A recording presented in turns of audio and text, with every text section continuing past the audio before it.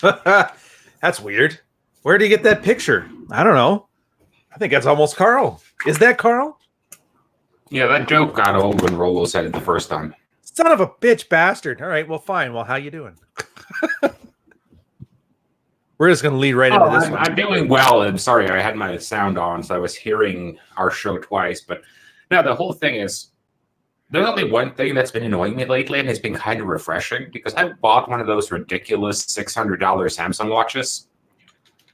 Yeah. And to say that the watch eats gorilla ass would be an exaggeration.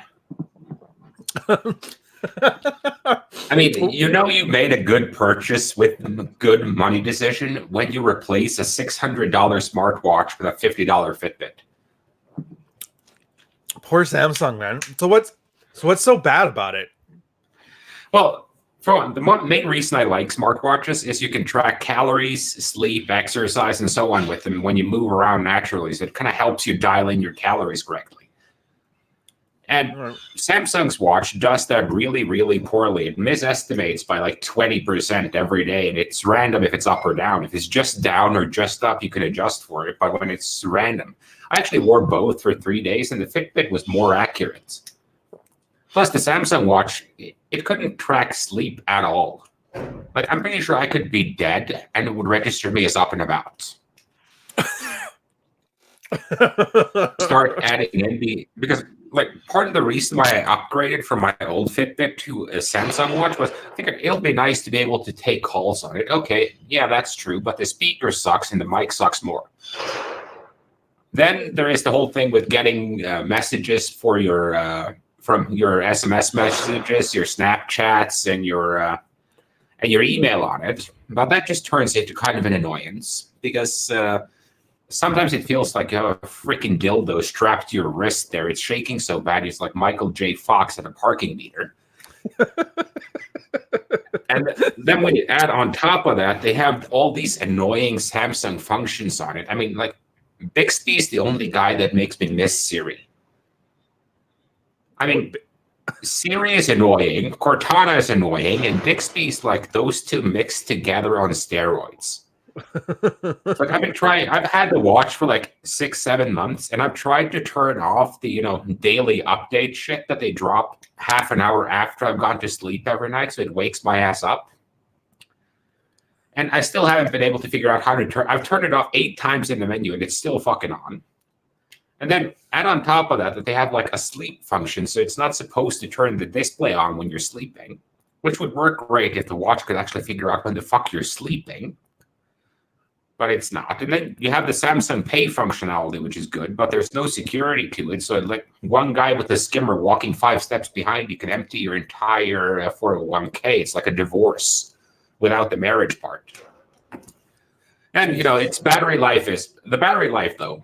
That's something to be said for that. I mean, it lasts for about the time I leave my apartment to the time I get to the front door, and it's on half battery. Oh, that's not bad. It's better than the Samsung phones anyway. Yeah, it's like if they keep going this way, I'm just going to go with Huawei and have Xi Jinping track me 24/7. It'll be less of a pain in the ass. I'm picturing your phone having Winnie the Pooh pictures on it, and then him shutting it down. Yeah, well, the whole thing is I love tech, but it has to fucking work. And that's what I liked with like the old Apple, is when they focused on tech and they focused on it being an extension of humanity. Mm-hmm. Then it actually worked. But now even Apple phones are about as user-friendly as a cacti dildo. So what's the point with them anymore? The crack's supposed to start at the beginning, God damn it. Yeah, I know, but I got mid-rant and I forgot to open it. Fuck off. I was at a party at 6 o'clock last morning. You're lucky I'm even awake. I'm lucky you're even alive. Well, I got home so late, I almost called Jack's podcast like the Red After Party. It's funny. I'm just picturing that. Bring a girl home. Yeah, hurry up. We gotta finish screwing here within the next 20 minutes because I got a podcast to watch with some nerds talking Dungeons and Dragons. Is that why you have all that audio equipment there by your bondage gear? Yeah, shut up. No, yeah, the audio equipment, I've actually had a lot of questions about that because I'm lucky I don't have like a pro cam here because then they'd start wondering. Because you can explain away having an expensive studio mic with, it's a write-off and I do a lot of Skype meetings. Yeah. It's hard to, explain away an Instagram ass model lighting and, a high-def camera. Just put it by the couch. The girls will figure it out. If anything, that works in your favor. Yeah, it's just the whole thing. Like, is your mic still on? I don't want anyone to hear us fucking. Because I have this whole setup in my bedroom. Yeah. Oh, dude, I get that all the time. My girl comes in, like the computer's off, the lights are off, the camera's unplugged. She's like, "Is that thing on? Like, can I walk in front of it in my pajamas?" I'm like, "No." But that's fine. It's the tech. She could pull a Devon though. Just walk straight in wearing a negligee or some shit. Dude, I thought that was hilarious. I thought he set that up. I really did. If you guys don't know, Donnie did that when I was on his show like a year ago. I think he did it with you too. And it was just so random, but it turns out she wasn't actually, it wasn't like a staged thing. She was just drunk and didn't think anything of it. Grab her Rockaware shoes. Kind of drop into that one because if you habitually walk into a room without thinking that there might be a camera, I mean, who thinks about there being a camera and a mic on in a room in their house? Yeah, fair enough. But you also have a Twitch streamer who got banned for that because she forgot, she quote unquote forgot that she had her camera on and she started changing in front of the camera and flashed like 12,000 people. Awesome. Take that, 9-year-olds. Dude, I don't know what it is about Twitch. I don't know. I still don't get it. Like, I get it, but I don't get it. The kids could be doing so many things. Although, granted, we're just sitting here riffing off about how smartwatches are bullshit, but never mind. It's just whatever. Yeah, I guess it's no different than watching football. No, the best thing, though, is the funniest thing about Fitbit, though, is, that's one thing. The Samsung Health app, that's the worst part about it because Fitbit has a fantastic app. Right. And it's really optimized. And, they're owned by Google now. So basically, I've sold my soul and all my health data. But the app is great for what it's used for. The Samsung app, it looks like... do you remember those websites in the 90s with all that flashing everywhere and, Need flaming skull gifs spinning in a circle, like a little construction man icon? Pretty much. I remember all that. I should probably put this out on my Twitter feed that I'm on with you. Dude, I was saying it privately to us, but for the guys like, hey, John, Johnny, I'm the 9, John Watts, Adam Simmons, funniest thing ever. And I realize this is your guys' problem, and I finally understand it now. So I'm sitting here, and I hear Carl and Troy had a podcast together. They riffed off of it. Carl even touched on politics a bit. I'm like, oh, that's awesome. I'd love to sit down, take an hour, and watch it. And then John sends me on Instagram, hey, check it out. Roosh has his train wreck speech on. And I'm like, fuck. I get it now, you guys. Like, what do you do with your time? I could watch this stuff that's valuable, will probably teach me something. But on the other hand, this guy who's dressed up as pickup Jesus is ranting about the Jews. Like, what do I do? And Carl, I'm not going to lie. It's like a really close race right now. Well, to be honest with you, I don't blame you because you get caught up in like ridiculous drama very easily. Like I got caught watching like 4 hours of YouTube videos about some dudes who had guild drama in World of Warcraft. It was just some guys stealing loot, and then there was some chick who was upset that they hadn't given her the loot item she was expecting. And it was just, you were sitting there like, holy shit. And the guy who was trying to handle this had the patience of a saint. He was just sitting there with that 4 people screaming in his face. Talk about the ultimate time waster. That's hilariously badly awesome. Yeah, it was the same thing. Like I get caught up in these things, and it's not just drama; it's other shit too. Like suddenly, I'll be watching some YouTube clips, and there pops a documentary about Magellan's exploration of the New World or some shit, and suddenly I'm 8 hours deep in learning about the colonization of the Americas. Oh, I know. Last night, Japanese coffee culture, surprisingly deep a topic. Yeah, well, I actually did have Japanese gin the other day. Mm-hmm. What'd you think? It was surprisingly good. Yeah, the good old 3M nation state. We don't make anything. We'll just make it perfection to like a weird nth degree. Yeah, well, it's the same thing with the Japanese whiskey. I mean, it kind of, but the thing is, I think that's the kind of the problem with like Japanese whiskeys and Japanese gins. Yeah. You don't want those things to be perfect. If they're fully perfect, it's not really whiskey or gin anymore. Because what makes a whiskey unique, it's kind of the fuck ups. Really? But it's consistent fuck uppery. Oh, I think I see what you're saying. Because I was thinking of like Canadian rye, where there really is no standard to it, so everybody does whatever, and I don't like that. But I think I get what you're saying, where it gives something character. Yeah, well, it's like the Islay whiskeys, for instance. They have an extreme peatiness because they used to just use a ton of peat to what's it called, malt their grains. Right, and that was only because they just didn't have wood on the island, right? Yeah, you could do that better now, and you could just use the old steam. These days they use steam, so you don't get any imparted flavor. But the problem being that then you lose that character, and that what makes them special. That's interesting. It's kind of like the one thing that makes Carlsberg and Heineken unique is that it has that crappy ass aftertaste. That means you can only have like one before you're like, okay, I remember why I haven't had one of these in like 7.5 years. Dude, I swear they put lavender in those. Have I told you about? We used to do that here, like for party tricks. We would buy, because you can buy singles in the liquor store. So we'd buy 20, 30 of just like the mass market lagers. And then we just have like a giant taste test where people actually realize, oh, Budweiser is absolute trash. Mexican beer does taste like skunk piss. That's hilarious. But like you never notice it until you put them side by side. Our favorite too, by the way, Japanese beers and Canadian beers. Oh yeah, what's the Japanese one that's really famous? It's Kirin. Sapporo, Asahi are the two big ones. Kirin, I think, is the Chinese one with Tsingtao, isn't it? Or no, that's Japanese. You're right. Yeah, Kirin is Japanese. Tsingtao is Chinese, and then you have Tiger, I think, is Thai, but Tiger is actually pretty good. It's not really that bad of a... Well, for an Asian beer, it's not bad. Yeah, it's not bad. And then there's Height, the Korean one, which I've drank that way too much. Dude, it was the best. That's what I love about... I miss about sailing was when you hit those fleet weeks and you just start day drinking with a 40 ounce of whatever the local beer is so you can feel like you're part of the culture. But nobody says shit about you because you're just like that Anglo walking around.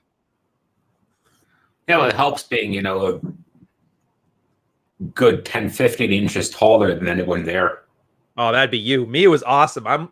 I finally know what it feels like to be a 6'2" dude. When I walk to like Japan or Korea, being like 5'9", I'm like, hey, 5'8", 5'7" people. This is what it feels like to be just tall enough to be able to look over your head and AMOG you.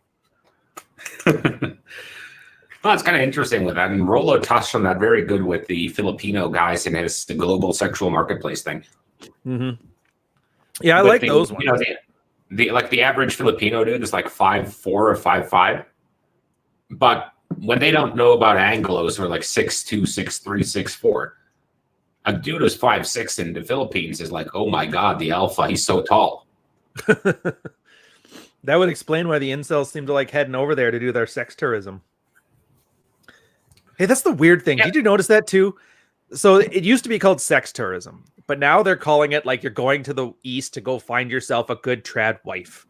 When did sex tourism become the new like TradCon thing? Well, I think the problem with that logic is that women are a lot like herbs. Whatever you put them in, they'll infuse into. So I like that one. You can go and pick up a nice traditional farm girl from way fuck out in the boondocks in Korea or China or some shit, Thailand.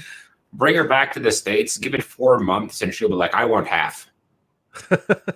Hey, if I didn't know any better, I think you just Amy Schumer'd an Eddie Murphy joke. I did. Oh. No, but that's what happens. It's just that girls tend to adapt to their host culture to a much greater degree than men do. Yeah, because they all want to fit in. Girls need to fit in. Cave Stacy, if she didn't fit in, she was kicked out of the cave tribe and she can't hunt. She can barely pick berries. She's useless. So whatever you tell them is normal, they'll do. That's why it's kind of important that if you're planning on doing that, you need to make sure that they're surrounded by girls from their own culture who have similar values to the old, or at least have a tie to the old culture. Because you notice that with Asian chicks, especially in the US, that they come in two categories. There are the extremely Americanized hoes, and there are the ones who are more tied to their original culture. Fobs. I believe you call them a fob.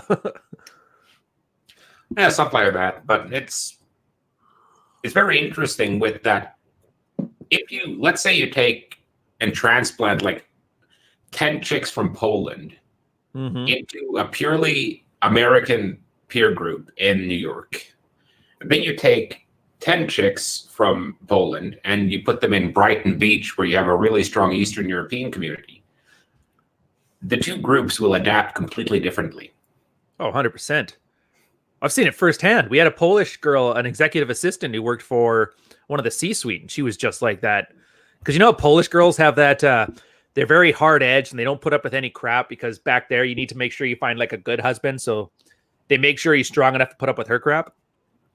But then they dumped her on like the Toronto culture, and she turned 40, did all the thottery, but then she was just like a giant bitch. And it's like, oh, I could see. And that's the weird thing too, because some cultures, when they adapt, they keep some of the worst parts of what they used to have and some of the worst parts of what they gain. Really makes for bad combination. Yeah, it's I've seen that a couple of times, and it's most pronounced with Eastern European women, I think. Oh, definitely. Because you get that extremely hard edge that you kind of have to have in Eastern Europe, but you get all the bullshit from the Anglo culture. Entitled with a bitch shield. What a great combination. Oh, speaking of shield, did you hear the newest? I hate to cut you off here, but do you remember Deads and Sushi? Kate, I heard she was getting shit for putting out 1,000 pictures of herself in the exact same posture. Dude, I want to say I feel bad, but geez, she's kind of walked herself into it. The problem is I'm blocked, so I can't see what was actually being posted. Well, she protected her tweets now, but that was the thing. I didn't even know from her. Like, I've blocked her like a year ago. I don't pay attention. I follow some like YouTube channels now, like the big ones. I think the guy's Wang in that, because I like seeing how they're growing their YouTube stuff, see if like something I can learn from it. And then I see her name pop up in their feed. It's like watching a PewDiePie video and then him like showing Anthony Johnson tweets. That's how weird it was. Oh, Jesus, don't get me started on that. I mean, I think they missed the boat on that one. It's like, if you're going in that direction, how do you not name it Trad Con? Yeah, I was that would be like the best convention name. I don't know if that double entendre is on purpose or not, but it does tend to fit to the con part of TradCon. Oh, it's a triple entendre. What's the triple one? Well, convention, con, and convention. So then you have TradCon, as in con artist, and then you have TradCon, as in trad convention. Dude, that is actually clever. You're smarter than me. Well, that's fine. I'm not through the morning coffee yet. Well, I've had 2 cups. Like I said, I was up until like 5, 6 a.m. this morning, and I'm usually in bed by like 10, 11 because I start work really early. So me staying up, I stayed up so late that it was actually the time I was supposed to wake up. Oh, you poor bastard. But yeah, no, dude, I'm the same way. It's weird. Back when we were kids, the people our age were the ones that were always up till midnight doing whatever. But now we're like bed by 9. Like, I had to get up so early this week that I had to drive my girl to the airport at the same time that people had to drive home from the bar and pretend they weren't drunk. It was the weirdest feeling. No, but the thing is, I usually get up at 5, 6 a.m. because I never sleep more than, like, I think my average is about 6 hours a night. And I've tried to sleep more. That was like all last year. I was trying to kind of get those 7 to 8 hours you're supposedly needs. Yeah. And I could never do that. So I just figured out I'll just stay up until like 10, 11, and I'll read for an hour in bed. Okay, Boomer. Man. Oh, it's little things like this that make me feel old. I gotta admit. Although keep in mind, my girl's parents, they're like up till midnight patrolling their property and sleeping during the day, eating snacks. They basically live like teenagers, which is such a baby boomer thing now. I think it was just they were like a small outlier in the historical pattern of people going to bed at a decent hour. To be honest, the whole thing with sleep doesn't make me feel old. What makes me feel old is like before I came on this cast, I did some stretching and my back cracked in like 4 different places. And I was like, oh, holy shit. I'm not old enough for this shit. Oh, dude, that's like the second worst, next to the one where your hip starts cracking as you get out of bed. Well, luckily, I've never had that one, but I have a history of back issues stemming from that sex instance. Yeah, when was how old were you when you got yours? Because my SI joint stuff started when I was about 24. Well, the back thing happened when I was like 24 or 25, I think. But the thing is, when you're in like your early to mid 20s, you're kind of indestructible. Yeah. And then once you get into like your early to mid 30s, you start having to actually give a shit about things. So you actually have to warm up at the gym. You have to do a little bit of stretching. You have to go see the doctor more often than every 6-7 years when you get a cold and you want some antibiotics. You got to put a tennis ball in your gym bag. Yeah, I remember the gear. Yeah, then it's like, then I went to the chiropractor, and he kind of, I think we spent 3 sessions just popping things back in that were out of place. And it was like, it's been out of place for like 2 weeks. You're going to be, it's like, this shit has been out of place for like 10, 11, 12 years. So this is going to hurt you for a while. And it was like my entire back was on fire for like 4 or 5 weeks there. Yeah, and don't forget the new body splits you have to do. Now it's the 3-day split. You got your upper body, your lower body, and then mobility day. Oh, Where you first not as old as you. I'm not as old as you. Barely. Yeah, I'm still fairly flexible. So, well, not flexibility, mobility day. I'm finding that because, yeah, all those problems I've been having, it's like you said, you're invincible when you're younger, so you don't worry about any mobility stuff. And then I realized once you get older, your strength takes over, and those small muscles that were supposed to be strong as the stabilizing muscles right now is when like the muscle disparity is too strong. So if I lift with any serious weight, it injures me. So I have to, I've noticed this especially with squats. I finally figured out what the squat issue was. It's just all those little stabilizing muscles in there were never trained well enough. So now that my back and legs are strong enough to be able to carry the big weight, the little ones really need the mobility. Otherwise, I just get injured as soon as I throw like 3 plates on or something. Yeah, but then you have to be careful with the volume on that, because I was doing some real high volume shit at the start of the year. Mm-hmm. And I ended up getting injured, and the doc was like, well, this could take 2 weeks to be okay, or it could take 12 months. So don't lift anything until it stops hurting when you lift a grocery bag. Thank you, Doc. That's a wonderful breakdown. Yeah, I need to find a doctor who actually lifts. Dude, be glad you can even find like a male doctor. There's no male doctors around here. I've only ever had female doctors. I don't think they train guys anymore. 2 old bastards talking about war injuries. I'm just going to have to show that comment there. Oh, where is that one? By the way, these aren't even the war injuries. The war injuries I'd be bragging about, I'd be ranting about my car accident when that car smacked me and knocked 2 fingers off of my hand. That's arthritis. That's an old person injury. No, I just got my second hand scar, actually. Cool. Congratulations. Because I've had going down my palm. And now I got one because I almost cut my finger into the fucking bone. Ooh. How'd you do that? Well, I did. Well, drunken sandwich making. I wish it was something cooler, like I was field dressing a deer and, the knife was bloody and it slipped. But nope, it was me cutting sourdough rye bread. Well, it is a denser type of loaf. Yeah, dude, it's just kind of the hint it's just kind of the hint that you should probably not make a sandwich when you're like 10 pints and a handle of whiskey in. Speaking of which, I got to get back on Scotch. Ever since I went to Ireland, I've been hooked on the Irish whiskeys, and I haven't gone back yet. And I've been meaning to. And I'm not even sure why I got hooked on it. It just tastes. It has such a good taste to it. I don't know what it is they do to theirs over there. It's just copper still standard stuff, isn't it? Yeah, but I think it might be something they do with the grain before they make their mash. Oh, maybe that's it. You know, it's funny. We went on the distillery tour where they talked about all the process, but not one of them decided to mention anything about how they actually make the thing. They're just talking about how we're sitting in the accountant's office of the guy in 1860 did the whatever.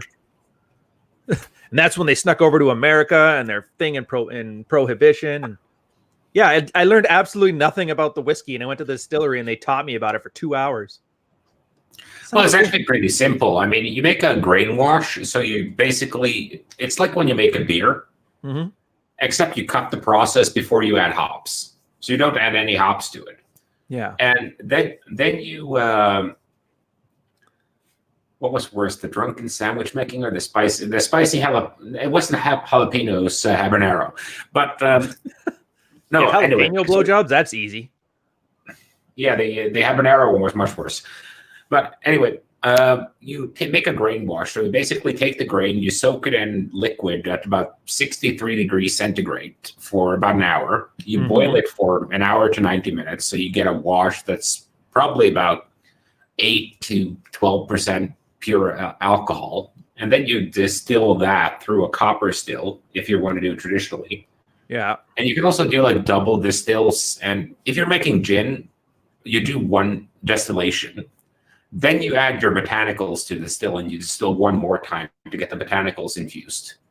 So wait, when you distill with the botanicals, you can actually still get the flavor in there? Because I remember, isn't the whole point that it's hot enough to turn the alcohol into vapor, but not hot enough to turn the liquid? Like that still brings up the botanical sense? Yeah, but because what happens is that ethanol boils at 73 degrees centigrade, and water boils at 100. 100. At sea level. So when you distill it, you get mostly alcohol. At first, you get a little bit that's basically acetone and a couple of other chemicals that you just don't want to drink. Right. And that's about 10% of the total volume. You just pour that out. Then you distill out the real liquor. And if you're doing a double distillation, you just take all of that minus the 10%, and you just put that back in. You add your botanicals, and then you distill again. And that infuses the botanicals into the alcohol. That sounded interesting. I remember too, Rolo was talking. So what is it? After triple distilling, you're pretty much got all the impurities out. At that point, it's just a flex. And then Rolo was talking about how they just add different copper plates to pretend it's extra distilling, talking about the six filtering process for some like random ethanol booze. Yeah, well, vodka's vodka. I mean, vodka is essentially moonshine with slightly higher quality stills. I was going to say moonshine with water. Well, you do that with moonshine too. I mean, I don't see a lot of people drinking like 180 proof. Well, I thought alcohol, it eventually, because it just takes moisture from the air if it's up over 75%, isn't it? By the way, soft note, isn't it funny how many of the Rule Zero group are would be like prohibition booze smugglers if this was the 30s? Yeah, I can see Rich now with his Lambo running bathtub gin from Canada to New York. Oh, dude, yeah, we're behind. Every time we're behind the scenes thinking like, man, we really need to get Rolo up here and get him to start a liquor brand. We throw some money at it. No, so but Red Pill Liquor, put some quote about women ain't being shit on the back. Well, it worked for Jack Daniels. Jack Daniels for when you really need to beat your wife. I'm a classic, man. I prefer Irish whiskey. Nothing says wife beater and Irish sunglasses like Jameson. Dude, that's awesome too. I'm checking in the chat now, and now everybody's like, it's like Lethal Weapon 3, that scene where they're showing off their scars about who got injured more. I feel like we should be having sex with the audience after this. No, but you kind of, I think you got me beat because of your car accident. Oh, dude, it's, you know how you were talking about like the sandwich was the injury? It's such a lame industry because I'm sitting there in like, you know, biker gear when you think of a guy and a cyclist with all skin tight clothes. My bike is like baby bright blue. It's the most effeminate way to get hit ever, and it's not braggable. One thing though, so I wasn't wearing a helmet at the time because it's optional in Montreal. The only part of me that didn't get any damage was the part of my head that the helmet would have covered. Everything else got beat to shit. Now, I don't know what to make of that. No, but I had a friend of mine who rolled his motorcycle because he was on a real narrow road, and a guy in a mobile home came right at him, and he was going probably around 100 to 120 kilometers per hour at the time. Jeez. So he just twisted the bike and he went off-road. And you really don't want to go off-road with a Japanese rice boiler. God, no. And his bike was torn to shit. That was one thing. And his entire motorcycle suit was shredded. But he walked away without a single injury. Fuck, that guy got lucky, man. Oh, yeah. Yeah, there was a big riding group among the guys that were on my ship. And one of them was talking about his accident where he was wearing the Kevlar gear. And he's like, after that, I went back to leather because it kind of melts. But he was like sliding down the road so far, he actually had to he had time to think. He's like, I need to roll over and start sliding on the other side because it had shorn off the entire side of his outfit. I was like, man, talk about of all the decisions you have to make, I should really roll over so I don't lose all the skin on my left side. At least he rode though, because the other half, there was another ship and a couple other guys, they had a riding group. There's this place called Cook Street Village in Victoria where there's 2 coffee houses aside. There's a Starbucks and then one of those independent ones. And all the guys on my ship there, they always sat on this side and they always rode all the time. So they'd be there for maybe half an hour while they get ready. The other side, they were those, the riders that just put their helmets on the table so they own bikes and they just sit there drinking coffee all day and they never ride. Or as I would call them, cycling tradcons. Well, the way I figure it, I figured you guys would be hanging around Church Street more than anything. No, I believe what you're thinking. That's an oddly Canadian reference. Yeah, I like that. It was pretty nice. But they called that Bay Street. That's where all the hookers and that were. I was talking about the hookers. I was talking about the gay hookers. That's Church Street. Dude, I was on the West Coast. Everywhere is the gay village. Fair enough. Not that it even mattered. The coffee was always great at the gay village. The restaurants were awesome, and the people dressed better. You didn't see one set of sweatpants as far as the eye could see. It was awesome. Well, I have to say, though, I'm honestly kind of proud of Canada being as progressive as you are. you elected the Anglos for his first gay prime minister. Dude. You know what? I'm going to go to bat for Trudeau here, and I kind of regret it. He's like the first world leader that was a pickup artist, and I think that deserves some credit. And I don't think people understand that about him because they keep looking at him thinking that he actually cares about the LGBT alphabet gang. He doesn't care. Of course not. He was the guy. Yeah, he was the guy who used to have this stupid soul patch and giant handlebar mustache, and he had a routine where he'd talk to girls and then pretend to fall down stairs as he's talking to them, while he was snowboarding, which means he was probably high. I'm like, dude, that is the ultimate frat boy pickup artist. And I'm actually happy to have him lead. Whatever. It's Canada. We're not even like America. People don't actually vote for things. We're just on this weird cycle.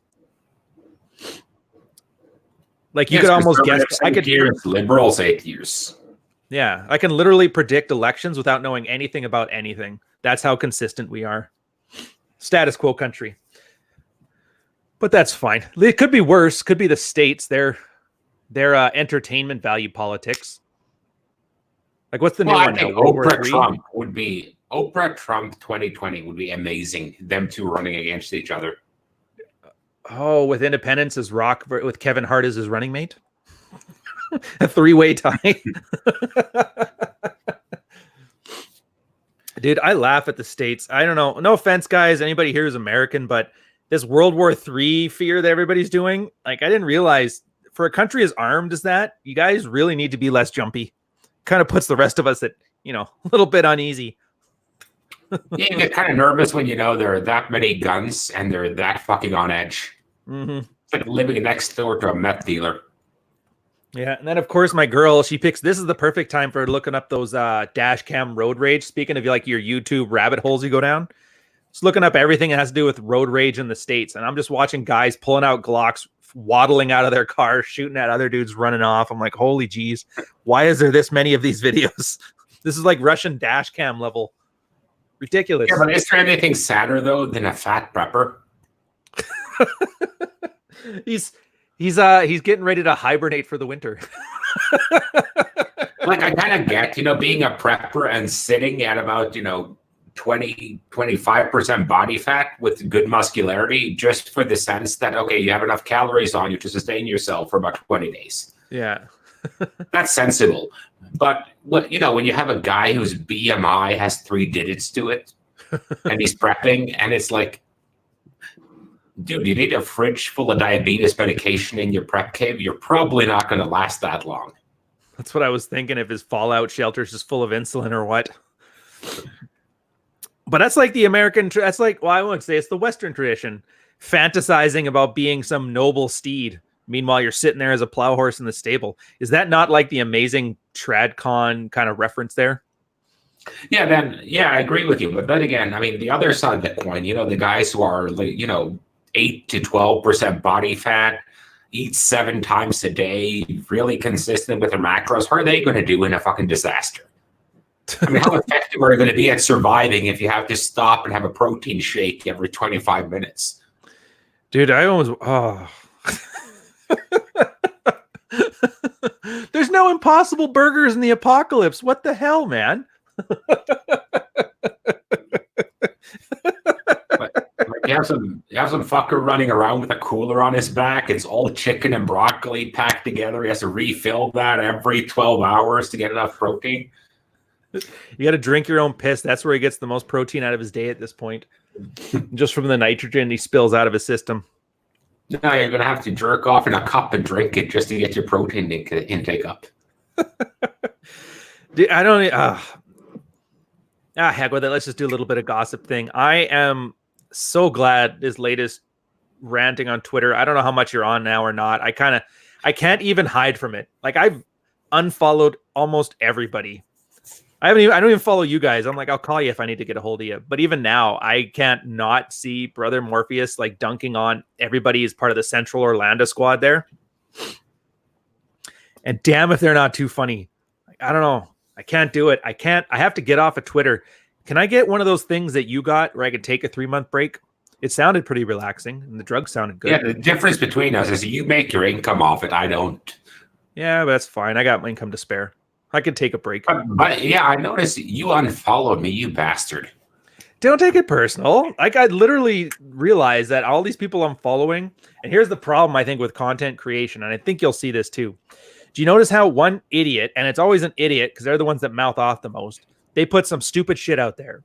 And then all of a sudden, everybody else, like a virus, starts talking about it. Like, remember, there was a thing where suntanning your asshole was an article that came out in Jezebel or whatever, one of those rags. Yeah. Yeah, and then all of a sudden, Ajax was like, that sounds like a good idea. And then all of a sudden, Ivan's talking about it. And then at that point, I've got 8 different sources talking about suntanning your ass. Meanwhile, nobody's ever done it. There's like 3 people, and that's the ones on the photo. And I'm sitting here like, I'm going to write an article about suntanning your... And I'm like, wait, what the fuck am I doing? So I'm like, screw it. Everybody I know, like I can call you and call Rich. I don't need to know what you guys are putting out on Twitter. I'll just talk to you. So I'm just going to stop following all this nonsense. So at least I can be in control of my own content. And it's hard. It still finds its way to my doorstep. And then if I don't, no offense to you guys in the audience here, but like, screw you guys, because then you just DM me with screenshots of it if I'm trying to avoid it. Dude, did you see what Anthony did? He's mad at Rolo still. I'm like, oh, let's see his new twist on it today. Oh, I see. He caused... No, that's why I closed my DMs. That's why I closed my DMs down lately, because I don't want to deal with any of it. So I don't follow any of them. I still follow you, Rolo, Rich, and I think that's about it. And it's just a matter of, okay, it's funny to see Brother Morpheus dunking on them. I think the Beach Donuts account is fucking brilliant. Oh, yeah. I thought for sure it was you, by the way, until you had to disappear for that while and he was still posting. It's the only reason I know it's not you. I could have kept posting even though I was... dying. Yeah, Carl is secretly Pat Stedman, and Pat Stedman is really Carl playing 48 Laws of Power to go behind enemy lines. I would believe that too, but I've seen you deadlift. You have proper form, so you're definitely not him. Unless maybe he faked a crappy form 300-pound deadlift just so people would be thrown off the scent. And that's why we're complaining about back injuries right now. Yeah, I've been known to have some dedication, but I don't think I could do that for as long because I get way too much duper's delight. I just hate getting one over on people and them not knowing I got one over on them. Dude, that's the big Machiavellian problem. Separates the men from the boys. The more clever you are, the better stuff you get away with, and the more you need people to recognize how damn clever all that effort was. No, that's how people get caught. Well, I will admit, I had a couple of accounts during the biggest Spurgouts there where I was posting memes 24/7. But I'm not going to say the names of those accounts. And I will say one of the parody accounts was mine, but I'm not going to say which one. It was not one of the good ones. Oh, don't sell yourself short. I think your parody accounts are wonderful. But no, but I think Brother Morpheus, I wish that account was mine. Oh, dude, I like it. He's awesome. The part I like the best about him is he knows enough about the space and the material and things. So when he's on point, he's really on point. Because I'm watching the feminists now dunking on 22 convention or whatever the make women great again crap, and they just go on the same random tirades, and it's just missing that nuance to it that just makes them really sting. Yeah, so I especially like the one he put one out. Like I'll pull it up and I'll share screen here. Oh, dude, yeah, I'll share this. It'll be awesome. Yeah, I was doing Give him a follow, by the way, guys. If you really want your drama and your nonsense on Twitter, you might as well just go and grab him because everybody else's, like, he spoon feeds it to you. All right, ready to share? Oh yeah, I just put a screen share up. Let's go. Oh Jesus.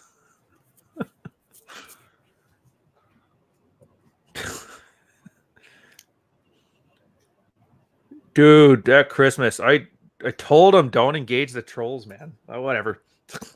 I'm out of that fight. I got no dog in that fight. I'm not picking sides. I'm just gonna laugh when things are funny. I'm not either, but I just love funny content. I think those are some of the funniest things being thrown out. And like I even said I like Hunter. Yeah. On a personal level. But oh yeah, this is all business. Are just too funny. The Socrates one is the ones that have been making me laugh the most.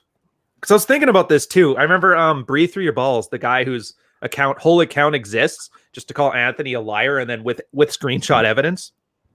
But he brought up a good point that this space is almost exactly like the fat loss industry. Like there's no quality controls. Any moron can get in. There's a lot of it is just like pseudoscience. Some of it's downright dangerous. And once I started realizing this place was like that, it's made it a lot more tolerable for me. But where was I going with this one?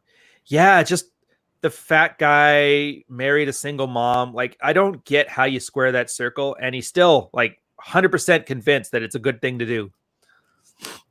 And then he wonders why when they leak a bunch of the stuff to a bunch of feminist rags, how they pick that as their pain point. Like, of course they're going to. What did you think was going to happen? Well, you can kind of predict that one because you look into our comments on Rule 0 and on that show that shall not be mentioned. You had that issue too. It was always like, oh, these guys think they're alpha. And, it's the class 2 jaw and, it's picking on, and it's just, it's going for the lowest possible blow. And who would expect that women whose greatest insult is, you have a small dick, would be uncreative with their insults? Like, I don't care if people insult me as long as they're clever about it. That's why I told like the guy who bought the cake when I quit my old job, and they, you always have that cake party, and all that corporate shit. But hey, thank you for your service. We're really happy you were here. The company has grown because of your work, etc. I would have laughed my balls off at the top of that cake. Said, thank you for your work. Now fuck off, dude. I got that. Oh, I actually did that to one of my guys. I was teaching at Fleet School, and one of my students, he got busted. Like a whole bunch of guys were having a party, and some of them were smoking weed. Got caught went through all the rigmarole. Finally, the military said, no, we can't have you around. They're giving him the boot. It was 6 months later, and then his last day at work before he got released. And so I'm like, you know what? Everybody likes this guy. Everybody went to bat for the guy. It didn't work out. So he went and got a cake. And do you remember that old like Reddit internet meme of like the stick figure pointing and saying, get the fuck out? Yeah. I had that on his cake. So he walks into this big cake, telling him to fuck off. He had a great laugh. Everybody had a laugh about it too, just except for like a couple of the female instructors. They were like, oh, that's really mean. I'm like, don't worry, he'll get it. I had totally forgotten about that. Oh, that was awesome. But yeah, I agree. That's a fair point. What's that? Everyone involved in the Medusa scenario need to not try to give advice to men anymore. Oh yeah, dude. And that's the thing. There's been a lot of guys where like there's this thing. Yeah, he married a hooker. But when he's trying to use his weakness as his strength, he's going about it in the absolute worst possible way. Like you can't come at it like, yeah, dudes, I married a hooker and then I dumped her. I'm awesome. Like, no, you got to play it off like huge mistake. I learned something. This is my hero's journey. But they always seem to miss that part where you have to hit a low before you go back up because, you know, raging narcissists have a hard time thinking that they're anything but awesome all the time. It was like Jack Murphy. Remember his? Like everybody was making fun of him for that one article he wrote where he drove his girlfriend to her Tinder date's house. Which, and whatever, I don't really care about that. It's a girlfriend. It's not a wife. It's not like they're having kids. But he's already a family man, 2 kids. All you have to do is like, dude, I've already done all that family stuff. Been there, done that. At this point, I'm just going to be a raging degenerate because I don't care. And yeah, I drove her to her Tinder date's house, but she's dropped me off at the last 6. I'm like, right there, you've got your perfect arc. Did the trad thing, living like a degenerate. Yeah, she treats me bad, but I treat her bad too, and it works out. It's got that dysfunctional thing to it, but he just refused to. Yeah, he kept talking about how awesome Trump was. Well, the problem there is it's very hard to pivot to trad and election after that shit. Oh, fair enough. But is it though? I mean, Trump is appealing to the trads, and he's been married like 70 times. He's cheated on every wife he's ever had. He's like got like 18 kids by like 6 different women.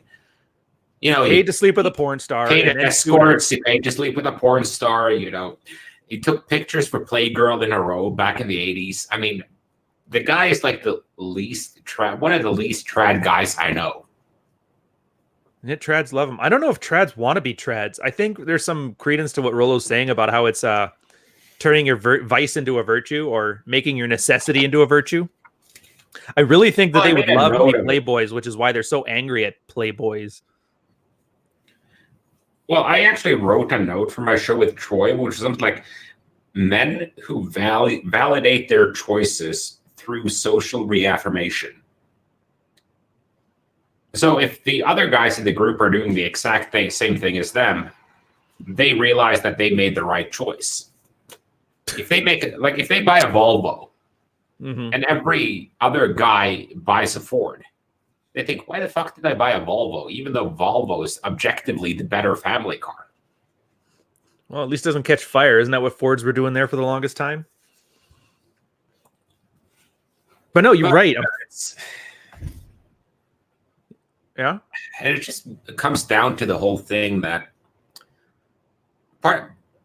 and I hate to use the lingo, but being your own man is kind of like you make your choice, you live with the consequences, and you try to learn from the consequences of what you're doing. Pretty much, yeah. It's the complete absence of validation-seeking behavior. And the creation of a perfect online image is the antithesis of that. And even if you ignore all this stuff from a branding perspective, it's not going to work. Because if you look at all the biggest brands right now, not a single one of them is polished. Like, I guess we could say PewDiePie, as far as like personal brands go, it's probably the biggest one on the planet. How many times has he dropped an N-bomb on camera? Or done like the stupidest stuff, all kinds of hit pieces? He literally like goes out of his way not to polish his material. So you can't watch that and then think people want polish. It's just impossible. Like right now, I'm even finding guilty that I put some backlighting on this thing here. It might make people think I'm try hard. But that's what I mean. So if you're good at branding or you're good at not being a shitbag, either way, you shouldn't be trying to polish and make yourself into perfection because nobody's going to believe it. What's the authenticity thing that's missing? Yeah, I guess. Yeah. Oh, like you were saying with the whiskey. You don't want perfect whiskey. You want it to have some character. And that was like the thing with there was some chick who put out a picture on her Instagram, and it got a lot of traction because she was like a fitness coach or something. And she kind of showed you how to do like the Instagram ass model pose. And she was like, it feels like my back is breaking every fucking second I'm doing this pose. Dude, that's as hilarious as watching that Mike Thurston one where he's talking about how to do the same thing for guys. He's like, yeah, have you ever just walked around with your abs flexed and your gut sucked in a vacuum all day? It kind of hurts. And I don't wear my shorts like this, and he's rolling them and hiking them up, punching his legs so he gets the thing going. The trick to working out is to make sure your face doesn't change and you got this goofy smile on your face while you're lifting 300 pounds. I'm like, he goes, it's really hard. Yeah, well, it's the same thing as you can always tell who has punched a guy in the face and who hasn't based on their eagerness to tell someone they'll punch them in the face. Because punching someone in the face fucking hurts. Oh, it might not hurt then and there because you're usually fairly liquored up. But goddamn if it doesn't hurt the next day. That's the thing I remember the most about when you hit somebody is that your hand hurts, and that's why they wear gloves.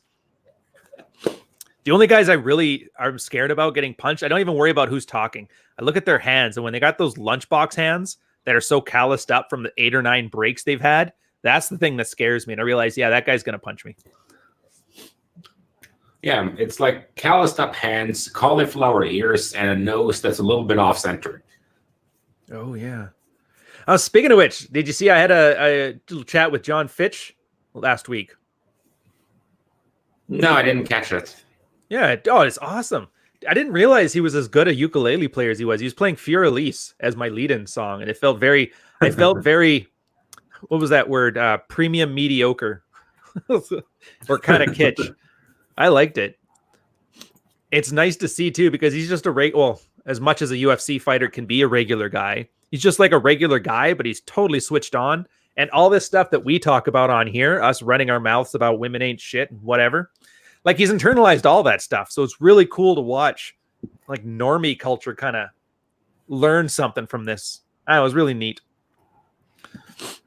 That, and I realized I had like the uncontrollable urge to talk about the stuff I used to do when I did martial arts, which wasn't a big deal. I understand now those guys that when they find out you're in the military, they have to tell you that story about how they didn't make the cut because they had a hanged an ingrown toenail or something. But yeah, do it. You bring them on. And what's that? No, I love the idea of World War III, to be honest. Oh, is that, were we talking about that in the chat now? No, I was just, I'm looking at my Twitter feed, and I love the idea of it. Because what better way to harden up the snowflake generation than 3 months in the trenches somewhere in the desert? Dude, that's the problem. Like, if they had to do a draft, what are they going to do with these fat guys? Pentagon even admitted, like, they're too fat to fight. Or kids who have the reflexes of 23-year-old fighter pilots, but have the lung capacity of 70-year-old smokers. Like, even with a war, all they're going to do is, like, they're not going to make it off the tarmac. It's going to be equipment failures. How would that war even look? And imagine how it would be when they figure out they can't have soy lattes, avocado, and 4G in the trenches. By the way, really mad at hipsters because avocado on toast is damn delicious, but now I can't eat it without thinking I'm overly pretentious. So I'm really mad. They've ruined it the same way they ruined Star Wars. I really hate fans of things because fans of good things always ruin the thing. It's like Lenny from Mice and Men. Not necessarily fans. Oh, I haven't seen that one. He just, every time he'd pet the rabbit, he'd pet too hard and snap the thing's neck. And I thought, what a perfect reference. But you're saying they're not fans. Now I'm curious. No, I think it's more like trend followers. You know the guy who's wearing an AC/DC band shirt, but he doesn't get it when Highway to Hell comes on? Okay. You know, guys who are fans of Jordan Peterson, and they're online banging on about politics and society on Twitter all day, and their room is still a fucking mess. Okay, I think I see where you're going. Yeah, it makes sense. They're like, oh, they have 12 rules for life in like a glass box that's been professionally lit in the room in their mother's basement, hasn't washed their penis in like 4.5 weeks. They're the one that sold that Volvo, took a $10,000 loss to buy a Ford truck to fit in with their buddies. Yeah, something like that. It makes sense now that you mentioned it.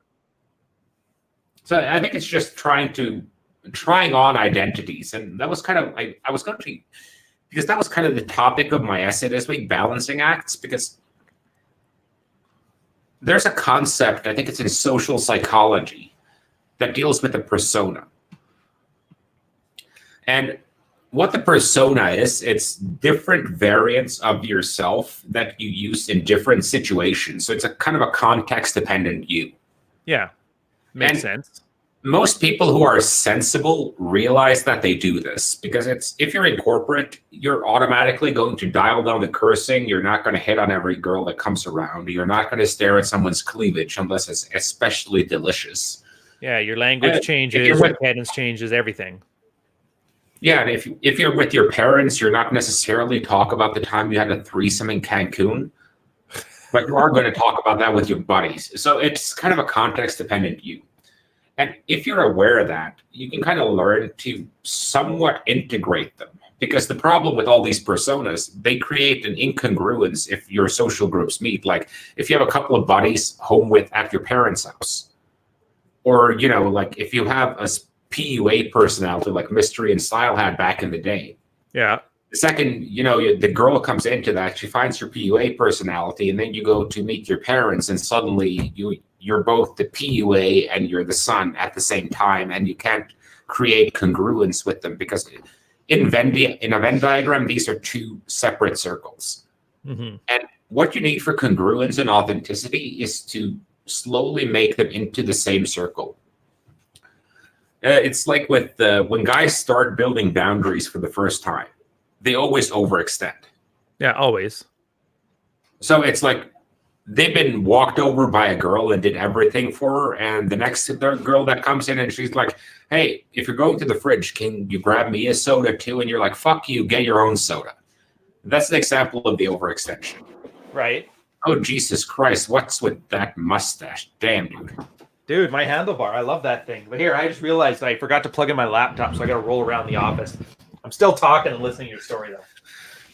All right, so anyway, with the whole congruence thing, it's just kind of finding that medium, and I don't think you do that early enough. I think it takes a lot of time for guys to actually figure out that medium that kind of works. So at that point, you move from having separate contextual personalities to having one overarching personality with slight differences to it. Yeah. This one doesn't swear. This one will be a little more brazen. No, that makes sense, because you kind of have to take time, because you're going to get burned.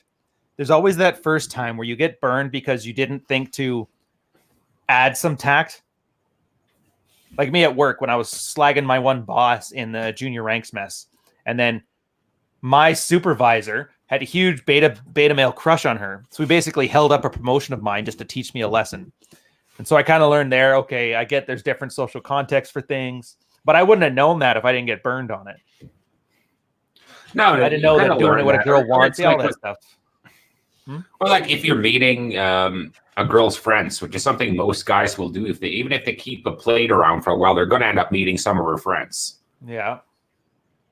And at that point, she might give you a hint. Like, I usually just ask, okay, what are these people like?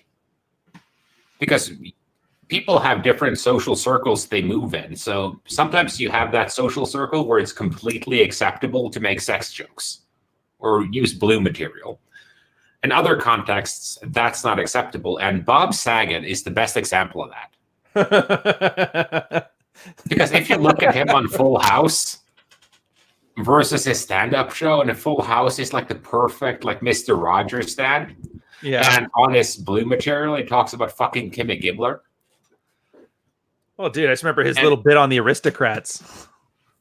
Yeah, that's a good one too. And those are kind of the differences between those personalities. And Bob is very good at turning off his blue material when he's playing, a more wholesome character. And then he turns it on when he knows it's cool to do that. And it's the same thing with the game, really. Or in general with everything we do, is you have to balance those personalities. And that's why I don't get the guys who worship authenticity, because you'll never have if a person is wholly consistent over time and between contexts, it shows that the personality is way too well tailored. Not just well tailored, but it's socially deaf.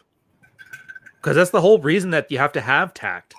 When you're with a certain group, some people find things more discomfortable. Maybe you're in a highly competitive environment, and so social gaffes are taken, can actually have consequences.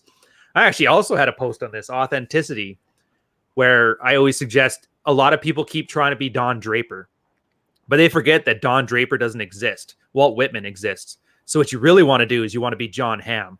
There's a Mad Men reference. I'm assuming you've seen the show. Yeah, of course. Yeah, because that's the difference. And it's like you said, if you try to be Don Draper, but you're actually Walt Whitman, when people call you out on it, or they call that, you're not really that suave a guy, you're just some dude pretending to be alpha. The first thing a guy does is spurg out because you're ruining his play acting. No, I'm Don. Screw you, traitor. And that's when you get those 3 a.m. text messages in all caps from Beach Donuts about you leaving the convention he fired you from. But if you're John Hamm, but picture this, though. You go to John Hamm and you make fun of him like you don't really drink Canadian Club and work in an ad agency. He's an actor. He's like, what are you talking about? And that's the point. Like you said, once you understand that for the most part, your authentic self is going to be an amalgamation of different social contexts. When people try and attack one for not being congruent with the other, it doesn't miff you. Like, are you stupid? Like, do you not know at the office you're not supposed to cuss? Yeah, exactly. And I think that's where it comes in with, the real versus the desired personality, I would say. Mm-hmm. Because everyone knows that, okay, and the Japanese have a word for it. I can't remember it. We should have John on here who can actually speak fucking Japanese. But you have the social face and you have the private face. I just think there were the 3 faces, wasn't it? Social, private, family, or something. Yeah. So even with, and I've been working on that too, because it's very easy to kind of get especially if you work with what I work with, you end up having to be a lot of different things in a lot of different contexts, all depending on, and you're also dependent on reading those social contexts. And I think that's the major skill most guys need to learn early in their game journey, is just learning to read a social context and see like, okay, would that be an appropriate joke here? Yeah, it's a subtle thing. Or an appropriate comment or an appropriate topic. Like, if you're in a room full of blue-haired liberals, it's probably not a good idea to bring up that everyone should have a gun and, fuck Trump. Well, fuck Trump would work, but pro-Trump wouldn't. Yeah. And it's just about being able to be fluid between contexts as much as you can. Of course, you're going to have some issues with it, and you're going to struggle a bit at first, but once you can balance those different personalities and those different aspects of your personality, because I don't think any of it is made up. I just think they're contextual, and what you choose to leverage depends on the situation. I mean, Krauser had a great bit on this too. Like, if he meets like a more family-oriented girl, he'll go into the stories about how he's teaching his nephew judo, how he's, helping his sister take care of her kids. If he meets a more, party girl, he's going to do the story when he was in a threesome and did coke with a hooker with a porn star in Prague. Yeah, and these things, it's not like it's even a one and done thing. Like, I'm still making mistakes and learning. I did one yesterday, or not yesterday, day before, where I had like the New Year's thing for the Patreon guys. Subscribe, by the way, if you haven't. It's a really fun little community. Where I was just, hey, Happy New Year's, you bundle of sticks. Obviously, that's not what I said, but, and then I was kind of reading it, and then the old lady looks over, she's like, are you sure that's a good idea with Patreon banning people left and right? I'm like, yeah, that's not the hill I'm willing to die on. So I changed it to, Happy New Year's, friends. One of the guys lost it in the chat. He's like, what the hell did you change it for? I missed the old one. I'm like, yeah, I talked with the wife, and we didn't realize, like, as far as risk goes, that's not a manageable risk. So we just switched it back. He's like, I hate these guys. Everybody's cucked by their wives. And he actually left. I actually still laugh at that one, man. Like, wow, he really did get mad. He dropped out and everything. Keep my $5. Enjoy your cuckoldry. No, but I also like how, the whole, and I think, the whole cuck thing came in with that book by, is it John Read something that he wrote with Vox Day, Cuckservatives. I think that's where it kicked in. Oh, and nowadays, yeah. I just think it's become, is it John Redhorse, something like that. Some Indian name anyway. Yeah. Feather, not dot. But anyway, and I think the whole issue with it, and I kind of get what they're saying, because what they're saying is you say you have one set of principles and you're doing something else, and you're not doing the conflicts you need to actually enact your personality or your goals. Right. And that's a fair assessment. But I just dislike it as an insult, because if you overuse something, it loses all its value. Which the internet will do. And remember when OK Boomer was harsh? Well, if you've been called a racist, sexist, misogynist 1,000 times, it doesn't affect you anymore. Mm-hmm. It's like, not just that. Some people even wear that as like their identity. Oh, hell yeah. It's like you even had like, I have 4 boyfriends and I'm pregnant now. And I was like, I'm mostly impressed that some of them have working sperm.